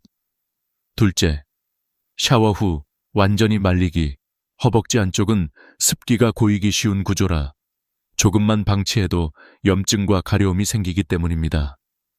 셋째, 통기성 좋은 옷을 입고 필요하다면 소량의 옥수수 전분을 발라 땀과 습기를 줄이는 방법을 쓰는 것. 하지만 미령 씨에게 가장 큰 변화를 준 것은 순환 운동이었습니다. 의사는 그녀에게 하루 2번 의자에 앉아 다리를 천천히 벌렸다가 모으는 동작을 10초씩 유지하며 반복하도록 했습니다. 또한 바닥에 앉아 발바닥을 맞대고 무릎을 위아래로 흔드는 나비 자세를 추천했습니다. 단 2세 3분이면 충분하지만 그 효과는 놀라웠습니다. 미령 씨는 몇 주가 지나자 다리 붓기가 줄고 몸이 가벼워지는 걸 느꼈습니다. 3달 후 그녀는 더 이상 계단을 오를 때 숨이 차지 않았고 간 기능 검사에서도 개선된 수치가 나타났습니다. 의사는 웃으며 말했습니다. 허벅지 안쪽이 열리면 간이 편안해지고 다리가 가벼워지고 피로가 절반으로 줄어듭니다. 이 길목을 막아두면 아무리 좋은 음식을 먹어도 효과가 반감되죠. 그의 경험은 또 다른 사례에서도 드러났습니다. 76세의 동우 씨는 여름만 되면 허벅지 안쪽에 홍조와 자극이 찾아와 고통을 겪었습니다. 그는 여러 연고를 발라보았지만 일시적 완화만 있을 뿐 근본적인 해결은 되지 않았습니다. 그러나 의사가 알려준 3단계, 부드러운 세정, 건조, 통기성, 좋은 옷을 실천한 후 그는 몇 년 만에 처음으로 편안한 여름을 보낼 수 있었다고 말했습니다. 의사는 허벅지 안쪽 관리에서 가장 중요하게 강조한 것이 습기 제거였습니다. 습기는 피부의 적이자 순환의 적입니다. 특히 나이가 들면 땀이 말리는 속도가 느려져서 더 쉽게 자극이 생깁니다. 그는 또한 간단한 마사지 팁도 알려주었습니다. 저녁에 잠들기 전 손바닥으로 허벅지 안쪽을 아래에서 위로 쓸어 올리는 것. 이 동작은 혈액 흐름을 부드럽게 돕고 하루 종일 쌓인 부종을 빼는 데 도움이 됩니다. 그는 잠시 말을 멈추더니 이렇게 덧붙였습니다. 이 부위를 관리하는 건 단순히 불편함을 줄이는 문제가 아닙니다. 삶의 질을 높이는 문제입니다. 허벅지 안쪽이 건강해지면 다리가 가벼워지고 움직임이 부드러워지고 심지어 기력도 달라집니다. 그의 설명을 듣는 동안 저는 깨닫기 시작했습니다. 건강을 무너뜨리는 건 항상 큰 병이 아니었습니다. 오히려 사소한 불편함, 작은 자극, 잠깐의 무시가 쌓여 몸의 균형을 흐트러뜨리고 있었던 것입니다. 의사는 말했습니다. 흔히들 간이 나빠지면 술 때문이라고 생각하지만 간이 피곤한 진짜 이유는 막혀있는 순환일 가능성이 매우 높습니다. 그리고 그 순환은 허벅지 안쪽이 결정합니다. 그는 마지막으로 이렇게 강조했습니다. 하루 2번, 3분이면 충분합니다. 허벅지 안쪽이 열리면 몸의 피가 부드럽게 흐르고 마음까지 가벼워집니다. 그 말을 들은 순간 저는 다음 이야기가 더 궁금해졌습니다. 발과 겨드랑이가 몸의 뿌리와 해독을 담당한다면 순환의 다음 단계는 어디일까? 그리고 남은 마지막 관문은 무엇일까? 의사는 조용히 미소를 지으며 4번째 비밀을 소개하려는 듯 말을 이었습니다. 이제 몸의 에너지가 흐르는 통로를 이야기해봅시다. 나이가 들수록 가장 빨리 굳어지는 곳, 하지만 잘만 관리하면 정신까지 또렷해지는 곳입니다. 그리고 이어진 그의 설명은 지금까지 중 가장 놀라웠습니다. 4번째 비밀은 우리가 나이가 들수록 가장 먼저 불편해지고 가장 자주 원래 그런가 보다 하고 넘겨버리는 곳이었습니다. 의사는 그것을 몸의 에너지 통로이자 정신의 스위치라고 표현했습니다. 그는 천천히 등을 손가락으로 가리키며 말했습니다. 등과 두피는 단순한 살갗이 아닙니다. 이 두 곳은 신경계 전체와 연결된 발전소예요. 여기가 굳으면 몸이 피곤해지고 여기가 살아나면 정신이 또렷해집니다. 저는 그 말이 다소 과장처럼 들렸지만 그의 사례를 들으며 생각이 완전히 바뀌었습니다. 그는 75세의 별씨 이야기를 꺼냈습니다. 평생 활발하게 살아왔던 그녀는 어느 순간부터 기억력이 떨어지고 등 허리가 뻣뻣해져 아침마다 몸을 펴는데 고통을 느꼈습니다. 병원 검사에서는 뚜렷한 이상이 없었고 그녀는 나도 이제 나이가 들었구나 하고 체념하고 있었습니다. 그러나 의사는 그녀의 등을 살짝 눌러보는 것만으로 문제를 파악했다고 했습니다. 이분은 허리가 굳어서가 아니라 모세 혈관 흐름이 약해져 뇌로 가는 혈류 공급이 떨어지고 있었던 겁니다. 의사는 첫 단계로 등 세정법을 알려주었습니다. 등은 손이 잘 닿지 않기 때문에 많은 노년층이 소홀하게 씻습니다. 하지만 노폐물이 쌓이고 근육이 굳고 혈액 흐름이 떨어지는 건 대부분 이 부위가 막혀서예요. 그는 손잡이가 긴 부드러운 브러쉬를 준비해 등 아래에서 위로 원을 그리듯 천천히 닦으라고 했습니다. 피부를 세게 긁는 것이 아니라 혈류를 깨우듯 부드럽게 자극하는 것이 중요하다고 했습니다. 그리고 따뜻한 물로 씻은 후 마지막에 살짝 차가운 물을 흘려주면 근육이 깨어나고 혈액 순환이 촉진된다고 설명했습니다. 두 번째 단계는 두피 관리였습니다. 그는 두피를 두드리며 말했습니다. 두피는 뇌로 향하는 가장 직접적인 혈류의 통로입니다. 이곳을 자극하면 머리가 맑아지고 잠이 깊어지고 집중력이 살아나요. 별 씨는 처음엔 반신반의했지만 의사의 조언대로 샴푸할 때 손톱이 아닌 손가락 끝으로 두피를 천천히 눌러 마사지하기 시작했습니다. 아침에는 1분, 저녁에는 2분. 너무 간단해서 이게 정말 도움이 될까 싶었지만 한 달 후 그녀는 놀라운 변화를 경험했습니다. 요즘은 머리가 이상하게 맑아요. 어제 한 일을 기억하는데도 덜 힘들고요. 그녀의 가족은 더 큰 변화를 느꼈습니다. 그녀가 예전보다 더 밝아 보이고 표정도 생기 있어졌다고 말했던 것입니다. 의사는 웃으며 이렇게 말했습니다. 두피는 뇌와의 직통선입니다. 여기를 관리하는 건 단순한 미용이 아니라 뇌 건강을 살리는 일입니다. 그는 이어서 3분 스트레칭을 알려주었습니다. 벽에 등을 기대고 서서 어깨를 천천히 뒤로 5번 굴리고 양손을 허리에 둔 뒤 상체를 좌우로 천천히 돌리는 동작. 이 운동은 굳은 등 근육을 풀어주고 척추의 움직임을 부드럽게 만들어주는 효과가 있습니다. 이런 간단한 관리만으로도 많은 노년층에서 균형감이 좋아지고 넘어짐 위험이 크게 줄어듭니다. 그는 또 한 명의 환자 이야기를 들려주었습니다. 82세의 리준 씨는 수년간 허리 뻣뻣함과 수면 장애로 고생했습니다. 그는 여러 병원을 다녔지만 근본 개선은 없었습니다. 그러나 의사가 권한 저녁 두피 마사지와 등 가벼운 이완 운동을 시작한 지 3주 만에 그는 단단한 허리가 부드러워지고 밤에 깨는 횟수가 줄었다고 했습니다. 몇 년 만에 이렇게 푹 잤어요. 그는 감격한 표정으로 말했다고 합니다. 저는 의사의 설명을 들으며 이 모든 변화가 왜 일어나는지 궁금했습니다. 그는 차분한 목소리로 말했습니다. 나이가 들면 뇌로 가는 혈류량이 자연스럽게 감소합니다. 그런데 두피와 등을 통해 그 통로를 자극하면 뇌는 다시 깨어납니다. 뇌가 깨어나면 몸이 따라오고 몸이 따라오면 삶이 바뀝니다. 그는 또한 경고했습니다. 노년층에게서 등과 두피가 보내는 중요한 신호는 다음과 같다고 했습니다. 갑작스러운 두피의 건조함, 오래 지속되는 등 뻣뻣함, 날카로운 허리 통증, 이런 신호들은 단순한 피곤함으로 넘겨서는 안 되며 순환 저하의 시작일 수 있다고 말했습니다. 그는 마지막으로 이렇게 말했습니다. 하루 5분이면 됩니다. 아침엔 등 스트레칭, 저녁엔 두피 마사지. 단지 이것만 꾸준히 해도 1년 후의 몸은 완전히 달라져 있습니다. 그 순간 저는 깨달았습니다. 건강은 거대한 변화에서 시작되는 것이 아니라 작고 사소한 동작 하나를 매일 반복하는 데서 완성된다는 것을 말입니다. 발이 뿌리를 잡고 겨드랑이가 해독을 돕고 허벅지 안쪽이 순환을 열어주고 그리고 등과 두피가 에너지를 깨우는 것. 4가지 작은 습관이 연결될 때 노년의 삶은 완전히 다른 모습이 될 수 있었습니다. 그리고 의사는 마지막 한 부위를 이야기하기 위해 고개를 들었습니다. 이제 정리할 시간입니다. 모든 것이 연결되는 마지막 단계이자 이 4가지 습관의 진짜 의미를 말해드리죠.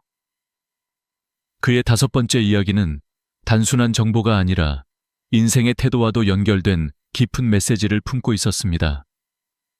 4번째 비밀까지 모두 들은 순간 저는 마치 몸의 퍼즐이 맞춰지는 느낌을 받았습니다. 발이 우리의 뿌리를 지탱하고 겨드랑이가 해독의 문을 열고 허벅지 안쪽이 순환의 길을 넓히고 등과 두피가 에너지와 정신을 깨우는 과정. 이 모든 것이 서로 연결되는 모습을 보면서 마지막 이야기가 어떤 의미를 담고 있을지 더 궁금해졌습니다. 의사는 조용히 손을 맞잡은 채 말했습니다.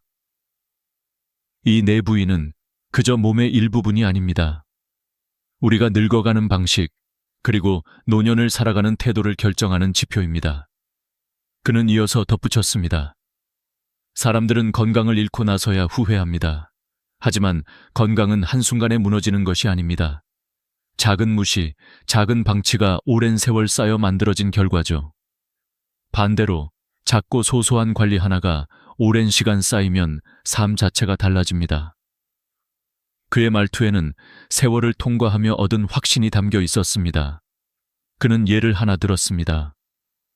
92세의 의사는 지금도 매주 진료를 보는데 많은 환자들이 그에게 묻는다고 합니다.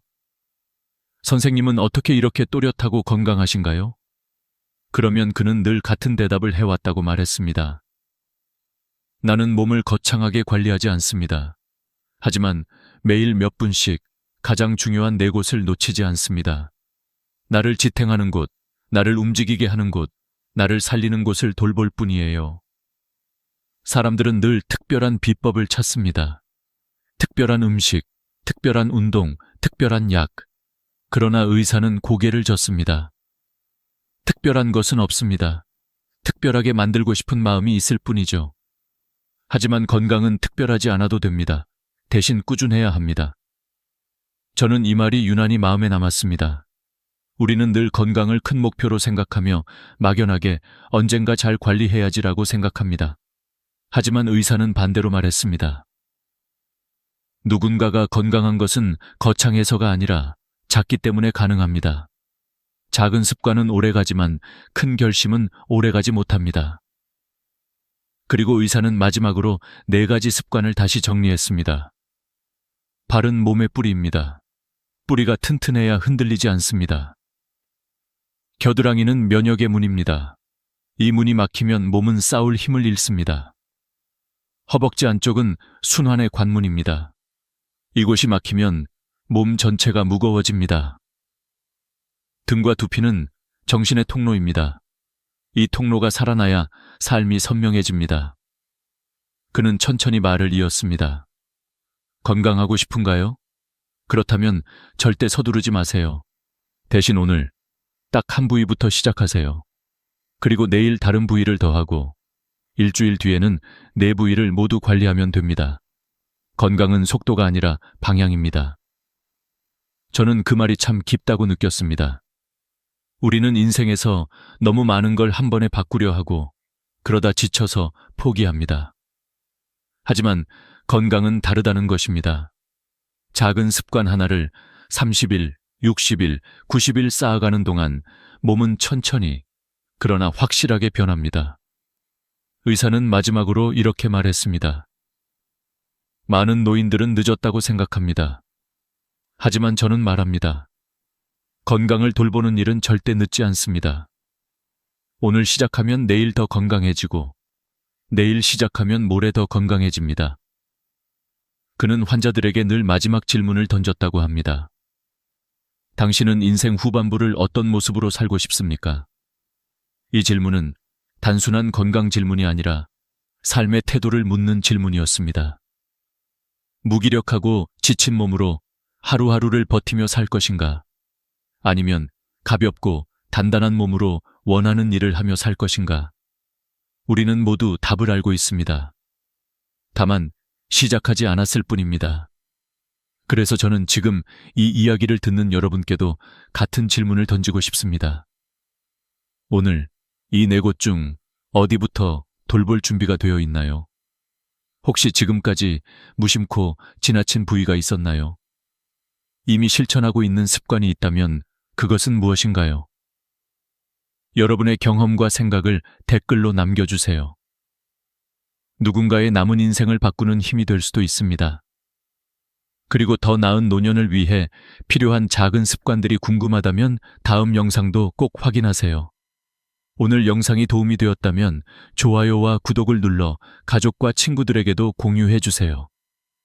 여러분의 작은 공유가 누군가에게 큰 선물이 될 수 있습니다. 늘 건강하시길 바라며 다음 이야기에서 다시 만나겠습니다. 솔직히 말씀드리겠습니다. 우리가 지금까지 믿어왔던 노후의 기준은 대부분 착각이었습니다.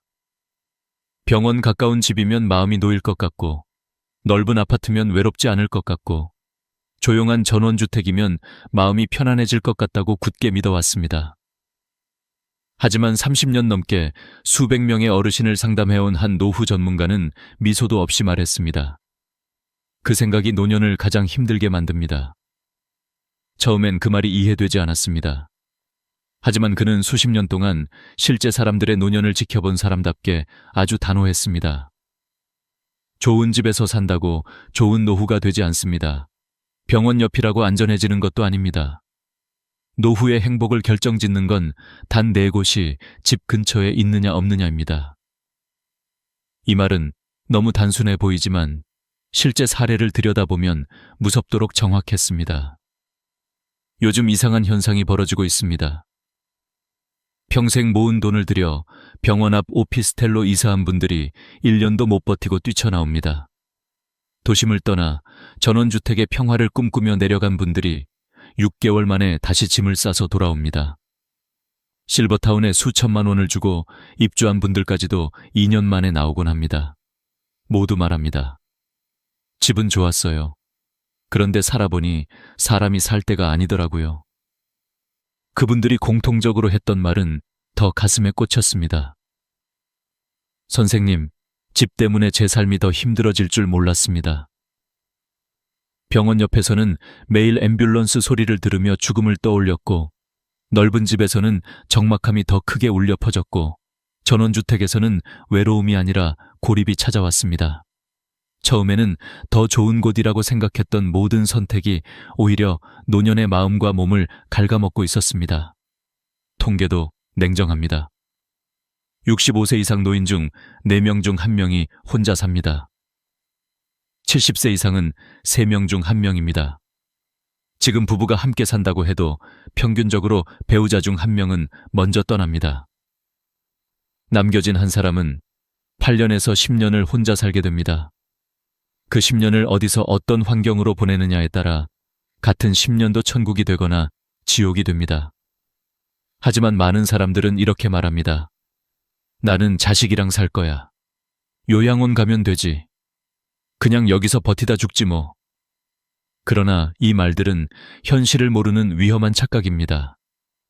자식과 산다는 건 며느리 사위 눈치 보며 방 한 칸에서 조용히 숨 쉬어야 하는 삶일지도 모릅니다.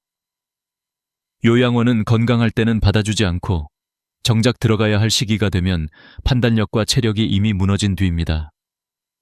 지금 집에서 그냥 버티겠다는 말도 막연합니다. 10년 후에도 지금처럼 장을 보고 계단을 오르고 병원에 갈 수 있을까요? 집은 단순히 잠을 자는 공간이 아니라 남은 인생의 무대를 결정하는 결정적인 요소입니다. 전문가는 말했습니다. 사람들은 집값, 평수, 위치만 봅니다. 하지만 노후에는 그게 중요하지 않습니다. 복지관이 있느냐, 적당한 크기의 집이냐, 공원이 가깝냐, 동네 병원과 약국이 가까우냐. 이 4곳이 있으면 노후는 편안해지고 없으면 고통이 시작됩니다. 너무 단순해서 믿기 어려울지 모릅니다. 하지만 이 4가지가 노후 20년의 행복과 후회를 정확히 나누는 기준입니다.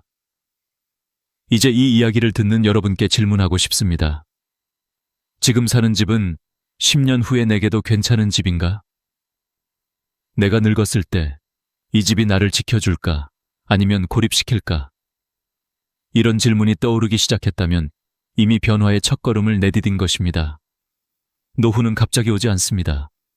천천히 다가오기 때문에 위험하고 준비한 사람만이 그 시간을 편안하게 맞을 수 있습니다. 지금부터 한 할머니의 이야기를 들려드리겠습니다. 73세 강 할머니. 평생 검소하게 살았던 한 여성이 마지막 집을 찾아가는 여정을 통해 깨달은 노후의 진짜 기준. 그 이야기는 아마 여러분의 현재 생각을 완전히 뒤흔들지도 모릅니다. 그리고 무엇보다 여러분의 남은 20년을 안전하게 지키는 나침반이 되어줄 것입니다.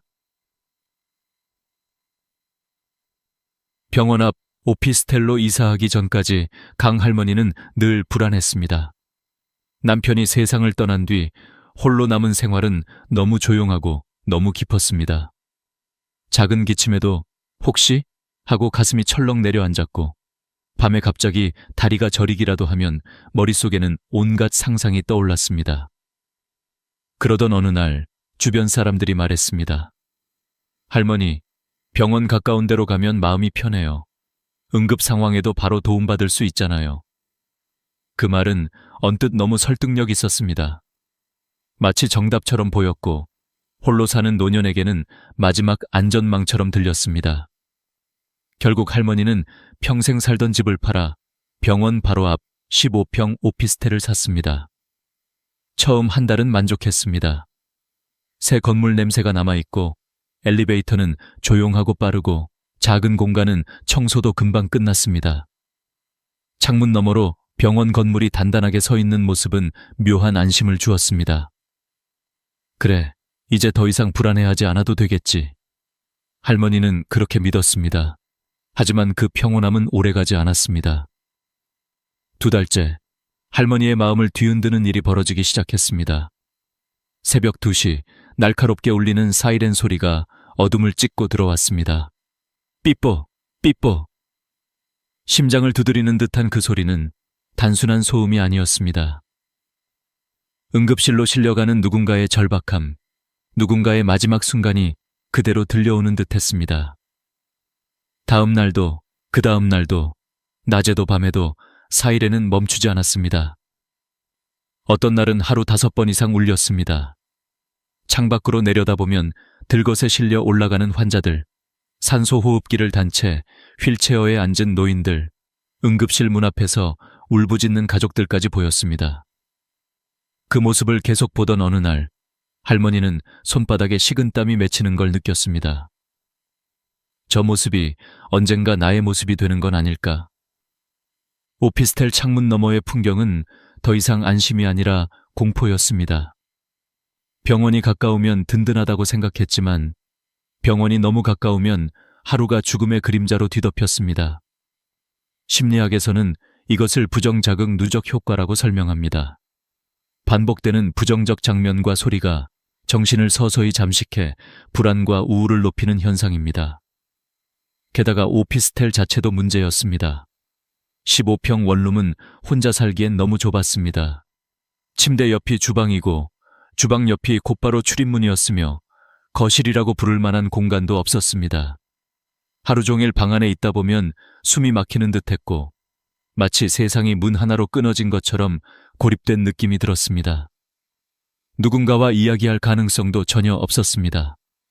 복도는 적막했고 문을 열어도 언제나 어둡고 조용했습니다.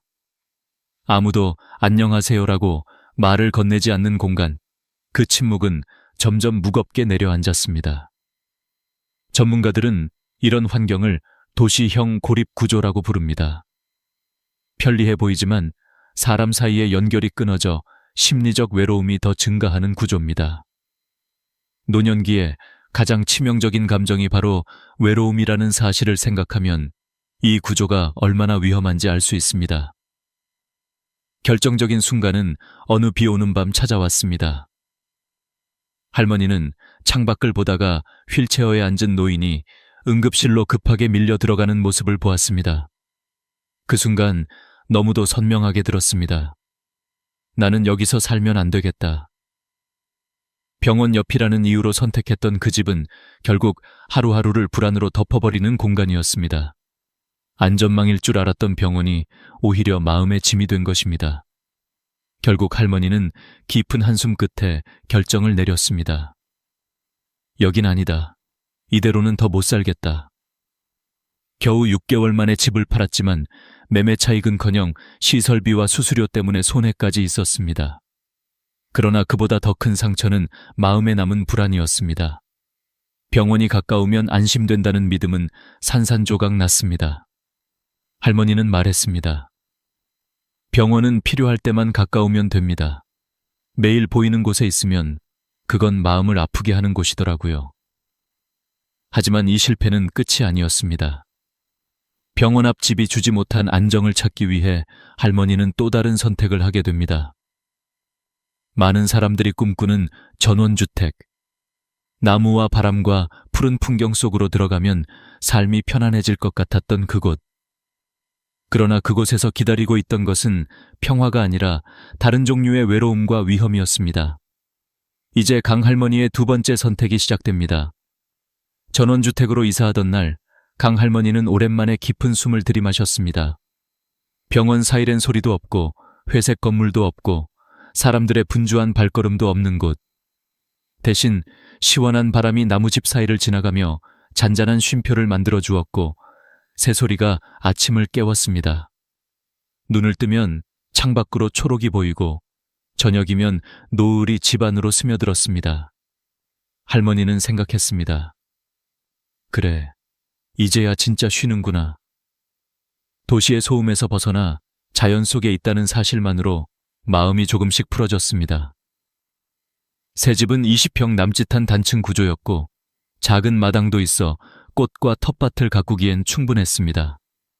할머니는 매일 아침 흙을 만지며 남편이 있었으면 참 좋아했을 텐데 하고 속삭이기도 했습니다. 자연은 분명 따뜻했습니다. 하지만 평화로움은 오래가지 않았습니다. 전원주택에서의 삶은 마치 천천히 닫혀가는 문처럼 처음엔 아름다웠지만 시간이 갈수록 불안이 숨어 있었습니다. 문제는 여름부터 시작되었습니다. 비가 며칠 내리더니 잡초가 무릎 높이까지 자랐습니다. 하루만 깎아도 다음 날이면 다시 올라와 있었습니다. 모기는 해가 지면 집 안으로 몰려들었고 작은 벌레들은 스며들 틈이 없다는 듯 이곳저곳에 나타났습니다. 밤이 되면 두꺼비 울음이 집을 울렸고 그 소리는 조용해야 할 밤을 더욱 낯설고 무겁게 만들었습니다. 청소와 관리도 문제였습니다. 마당을 쓸고 잡초를 뽑고 낙엽을 치우는 일은 하루 이틀은 즐겁다고 느낄 수 있습니다.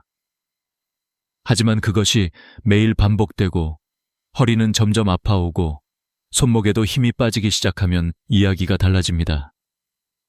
할머니는 점점 집을 돌보는 것이 아니라 집에 끌려다니는 것 같은 느낌을 받기 시작했습니다. 그러나 더 큰 문제는 따로 있었습니다. 바로 거리였습니다. 마트까지 차량으로 20분, 병원까지 30분, 약국까지 15분. 버스는 하루에 4번뿐이었고 시간표에 맞추지 못하면 한참을 기다려야 했습니다. 도시에서는 당연하게 걸어갈 수 있던 곳들이 이곳에서는 모두 차로 가야만 하는 거리가 되었습니다. 하지만 할머니는 운전을 하지 못했습니다. 결국 장을 보거나 병원에 가려면 자식들에게 연락해야 했고 이 말은 곧 엄마, 또요? 라는 미안함과 부담을 스스로 느끼게 되는 일이었습니다. 전문가들은 이것을 전원형 고립이라고 부릅니다. 자연은 따뜻하지만 인간은 결국 사람과 시설 속에서 살아야 한다는 아주 기본적인 현실입니다. 자연이 주는 위로보다 접근성이 주는 안정이 노년기에는 훨씬 중요합니다. 하지만 가장 무서운 순간은 어느 평범한 오후에 찾아왔습니다. 할머니는 마당에서 화분을 옮기다 발이 미끄러져 넘어졌습니다. 발목을 삐끗하며 바닥에 넘어졌지만 주변에는 아무도 없었습니다. 소리쳐도 들을 사람도 없고 바로 도와줄 이웃도 보이지 않았습니다. 20분, 30분, 40분. 마음속에 불안이 점점 커졌습니다. 여기서 이렇게 죽는 걸까? 이 생각이 가슴을 쳤습니다. 결국 할머니는 힘겹게 몸을 일으켰지만 그 순간 깨달았습니다. 자연은 아름답지만 노인을 지켜주지 않는다는 사실을. 그날 밤 할머니는 불 꺼진 집에서 혼자 앉아 있었습니다. 넓은 마당, 조용한 밤, 푸른 산. 그 모든 것이 더 이상 편안함이 아니라 고립의 풍경처럼 보였습니다. 외로움이 이렇게까지 무거울 수 있다는 것을 처음 느꼈습니다.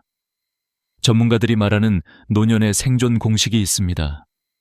노년의 적은 외로움이고 외로움의 뿌리는 고립이다. 결국 강 할머니는 또 결정을 내렸습니다. 한 번 더 이사를 해야 한다고.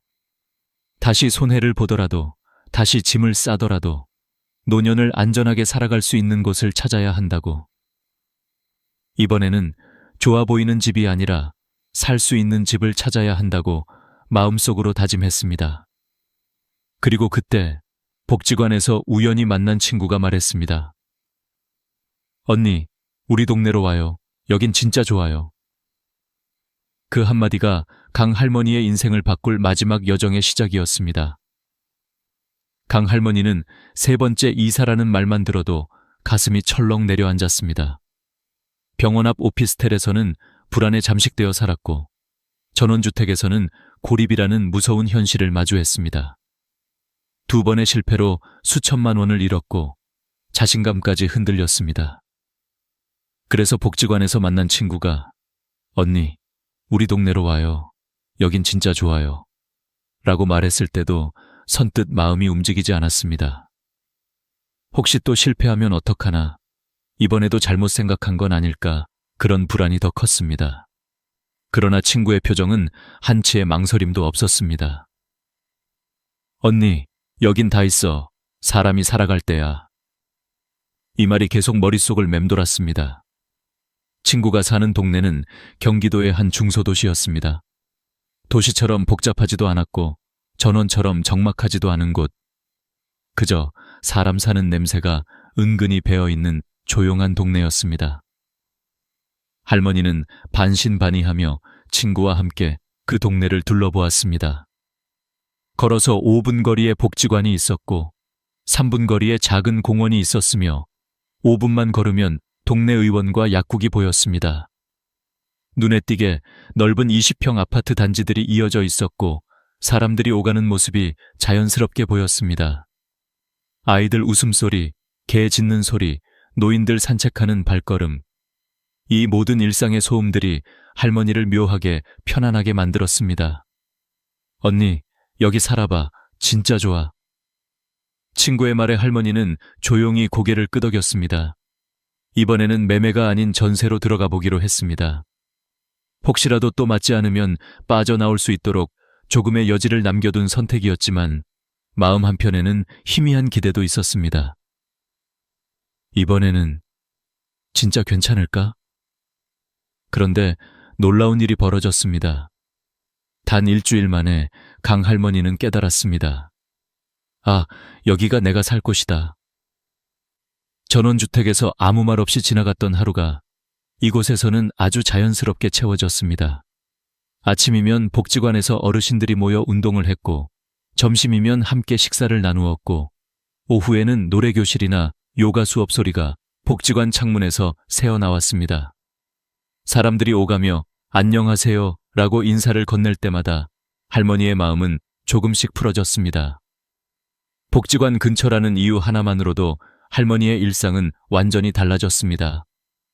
아침에 눈을 뜨면 오늘은 어떤 수업을 들을까 하는 설렘이 생겼고 점심시간에는 자연스럽게 옆 사람과 이야기가 이어졌습니다. 복지관에서 만난 친구들은 서로 안부를 확인해 주었고 함께 수업을 듣고 공원으로 산책을 나가는 일이 일상이 되었습니다.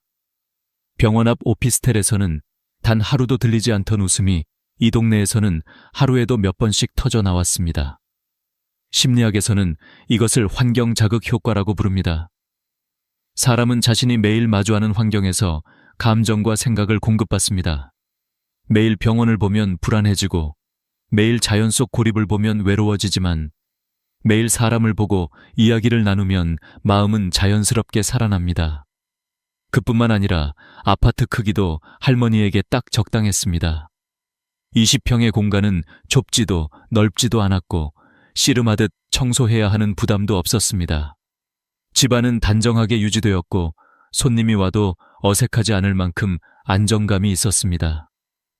아, 이 정도 크기가 딱 좋구나. 할머니는 매일 집안을 둘러보며 중얼거렸습니다. 공원도 큰 역할을 했습니다. 집에서 3분만 걸으면 나오는 작은 공원은 나무가 많고 벤치가 여러 개 있었고 저녁이면 어르신들이 모여 산책을 했습니다. 할머니도 그들 틈에서 천천히 걸었습니다. 걷는 동안 몸이 풀리고 이야기 나누는 동안 마음이 풀렸습니다. 어떤 날은 처음 만난 어르신이 할머니에게 귤을 나눠주며 자주 봐요라고 말했는데 그 말 한마디에 괜히 눈물이 고였습니다. 전원주택에서는 하루 종일 사람 얼굴을 한 번도 못 본 날이 많았던 탓이었습니다. 마지막으로 동네 의원과 약국이 가까이 있다는 것은 생각보다 큰 안정감을 주었습니다. 몸이 조금 불편해도 택시를 부르지 않아도 되고 늘 보던 의사와 약사가 할머니의 변화를 알아주는 것이 너무 감사했습니다. 할머니, 오늘은 좀 괜찮으세요? 단순한 이 한마디가 마음을 얼마나 가볍게 하는지 할머니는 새삼 깨달았습니다. 이 4가지, 복지관, 적당한 크기의 집, 공원, 그리고 가까운 병원과 약국, 이 모두 있는 삶은 이렇게 평범해 보이지만 노년에게는 기적 같은 구조였습니다. 강 할머니는 3년째 그 동네에서 살고 있습니다. 이제는 하루하루가 불안이 아니라 감사로 채워집니다. 허전함 대신 웃음이 있고, 두려움 대신 안정이 있고, 외로움 대신 사람이 있습니다. 그리고 마침내 할머니는 말했습니다. 이제야 알겠어요. 노년은 집이 아니라 동네가 만드는 거라는 걸. 강 할머니가 깨달은 4가지 기준은 단순한 조언이 아니었습니다. 그것은 노년의 삶을 완전히 바꿔준 실제적 기준이었고, 앞으로 여러분의 삶도 바꿀 수 있는 가장 현실적인 노후 생존 매뉴얼이었습니다.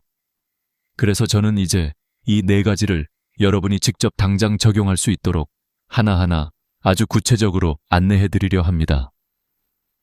이 부분은 앞으로 10년, 20년을 결정할 가장 중요한 내용이 될 것입니다. 강 할머니의 이야기는 할머니 개인의 여정이 아니라 많은 분들이 앞으로 겪게 될 미래의 축소판입니다. 준비한 사람과 준비하지 않은 사람, 그 차이가 얼마나 무서운지 실제 사례는 너무 선명하게 보여줍니다. 노후는 언젠가 생각해봐야지 하며 미루다가 순식간에 찾아옵니다. 지금 괜찮다고 내버려두면 5년만 지나도 몸과 마음은 달라지고 지금 당연하게 느끼던 동네 환경은 갑자기 장벽처럼 느껴지게 됩니다. 그래서 지금부터 말씀드리는 작은 행동들을 조금씩 실천하면 여러분의 노후는 훨씬 안정적이고 훨씬 안전한 방향으로 바뀌게 됩니다. 먼저 복지관 확인하기입니다. 많은 분들이 자신이 사는 동네에 복지관이 있는지조차 모릅니다. 그러나 노년의 삶에서 복지관은 단순한 시설이 아니라 삶의 리듬을 만들어주는 생활의 중심이 됩니다. 강 할머니가 불안에서 벗어나 일상을 되찾을 수 있었던 가장 큰 이유도 복지관이었습니다. 스마트폰 검색창에 노인복지관 또는 시니어 복지관을 입력해보세요. 주소와 전화번호가 바로 나옵니다. 다음 주 하루만 시간을 내서 직접 방문해보세요. 어떤 프로그램들이 있고 식사는 어떻게 운영되는지, 어떤 연령층이 다니는지, 수업 참여는 어떻게 하는지 직접 눈으로 보고 직원에게 편하게 물어보면 됩니다. 대부분 무료이거나 아주 저렴합니다. 만약 거주지 근처에 복지관이 없다면 주민센터에 문의해 경로당 프로그램을 확인하세요. 규모는 작지만 이웃을 만날 수 있다는 점에서 매우 중요합니다. 노년에는 사람을 만날 이유가 많아야 합니다. 그 이유를 만들어주는 곳이 바로 복지관입니다. 두 번째는 집 크기 점검하기입니다. 지금 사는 집을 둘러보세요. 지금은 괜찮아라는 생각이 오히려 가장 위험합니다. 30평 이상의 넓은 집은 관리가 힘들고 빈방이 많을수록 마음은 더 쓸쓸해집니다. 반대로 10평 이하의 작은 공간은 숨이 막혀 우울감을 높일 수 있습니다. 가장 이상적인 크기는 20평에서 25평입니다. 부부가 살기에도 충분하고 자녀나 손주가 잠시 방문해도 불편하지 않으며 관리 부담도 적습니다. 지금 사는 집이 이 범위를 벗어난다면 당장 이사하라는 뜻이 아니라 언젠가는 옮겨야 한다는 마음의 준비를 시작하라는 것입니다. 실제로 지금 사용하는 방이 몇 개인지, 관리비가 얼마나 나오는지, 청소에 얼마나 에너지를 쓰는지 점검해 보세요. 집 크기 하나만 바꿔도 노년의 삶은 크게 달라집니다. 세 번째는 집 주변 환경 점검하기, 즉 동네를 걸어보는 것입니다. 이번 주말에 집 근처를 천천히 산책해 보세요. 공원은 가까운지, 벤치는 충분한지, 운동기구는 있는지, 나무는 많은지, 조명은 안전한지 직접 확인하세요. 집에서 공원까지 10분 이내면 매우 좋은 동네입니다. 20분 이상 걸린다면 노년의 걷기 습관을 유지하기 어려워집니다. 실제 연구에서도 가까운 산책 환경이 치매, 우울증, 심혈관 질환을 예방하는 데 결정적인 역할을 한다고 밝히고 있습니다. 강 할머니가 공원에서 매일 운동하며 친구를 만나고 웃음을 되찾을 수 있었던 것도 이 가까운 거리 덕분이었습니다. 노년의 몸은 환경이 주는 편안함에 반응합니다. 멀면 가지 않게 되고 안 가면 몸이 굳고 몸이 굳으면 외로움이 깊어집니다. 그래서 가까운 공원은 단순한 공원이 아니라 약국보다 강력한 치료제입니다. 네 번째는 동네 의원과 약국 확인하기입니다. 사람들은 대형 병원만 중요하다고 생각하지만 실제로 노년에 가장 자주 가는 곳은 동네 의원과 약국입니다. 감기, 소화 문제, 관절 통증 같은 사소한 불편은 동네 의원에서 해결해야 하고 이 거리가 멀면 생활이 불편해지기 시작합니다. 집에서 걸어서 10분 안에 의원이 있다면 매일의 작은 불안들이 크게 줄어듭니다. 걸어서 5분 이내에 약국이 있다면 큰 안심이 됩니다. 특히 약사와 친해지면 생활의 변화를 말할 수 있고 약사가 작은 조언만 해줘도 심리적 안정이 생깁니다. 강 할머니도 약국에서 할머니, 요즘은 어떠세요? 라는 말 한마디에 큰 위로를 받았다고 했습니다. 노년에는 가까운 병원이 마음의 안정이고 가까운 약국이 생활의 안전망입니다. 이 네 가지는 단순한 조언이 아니라 수십 년간 수백 명을 상담하며 검증된 기준입니다.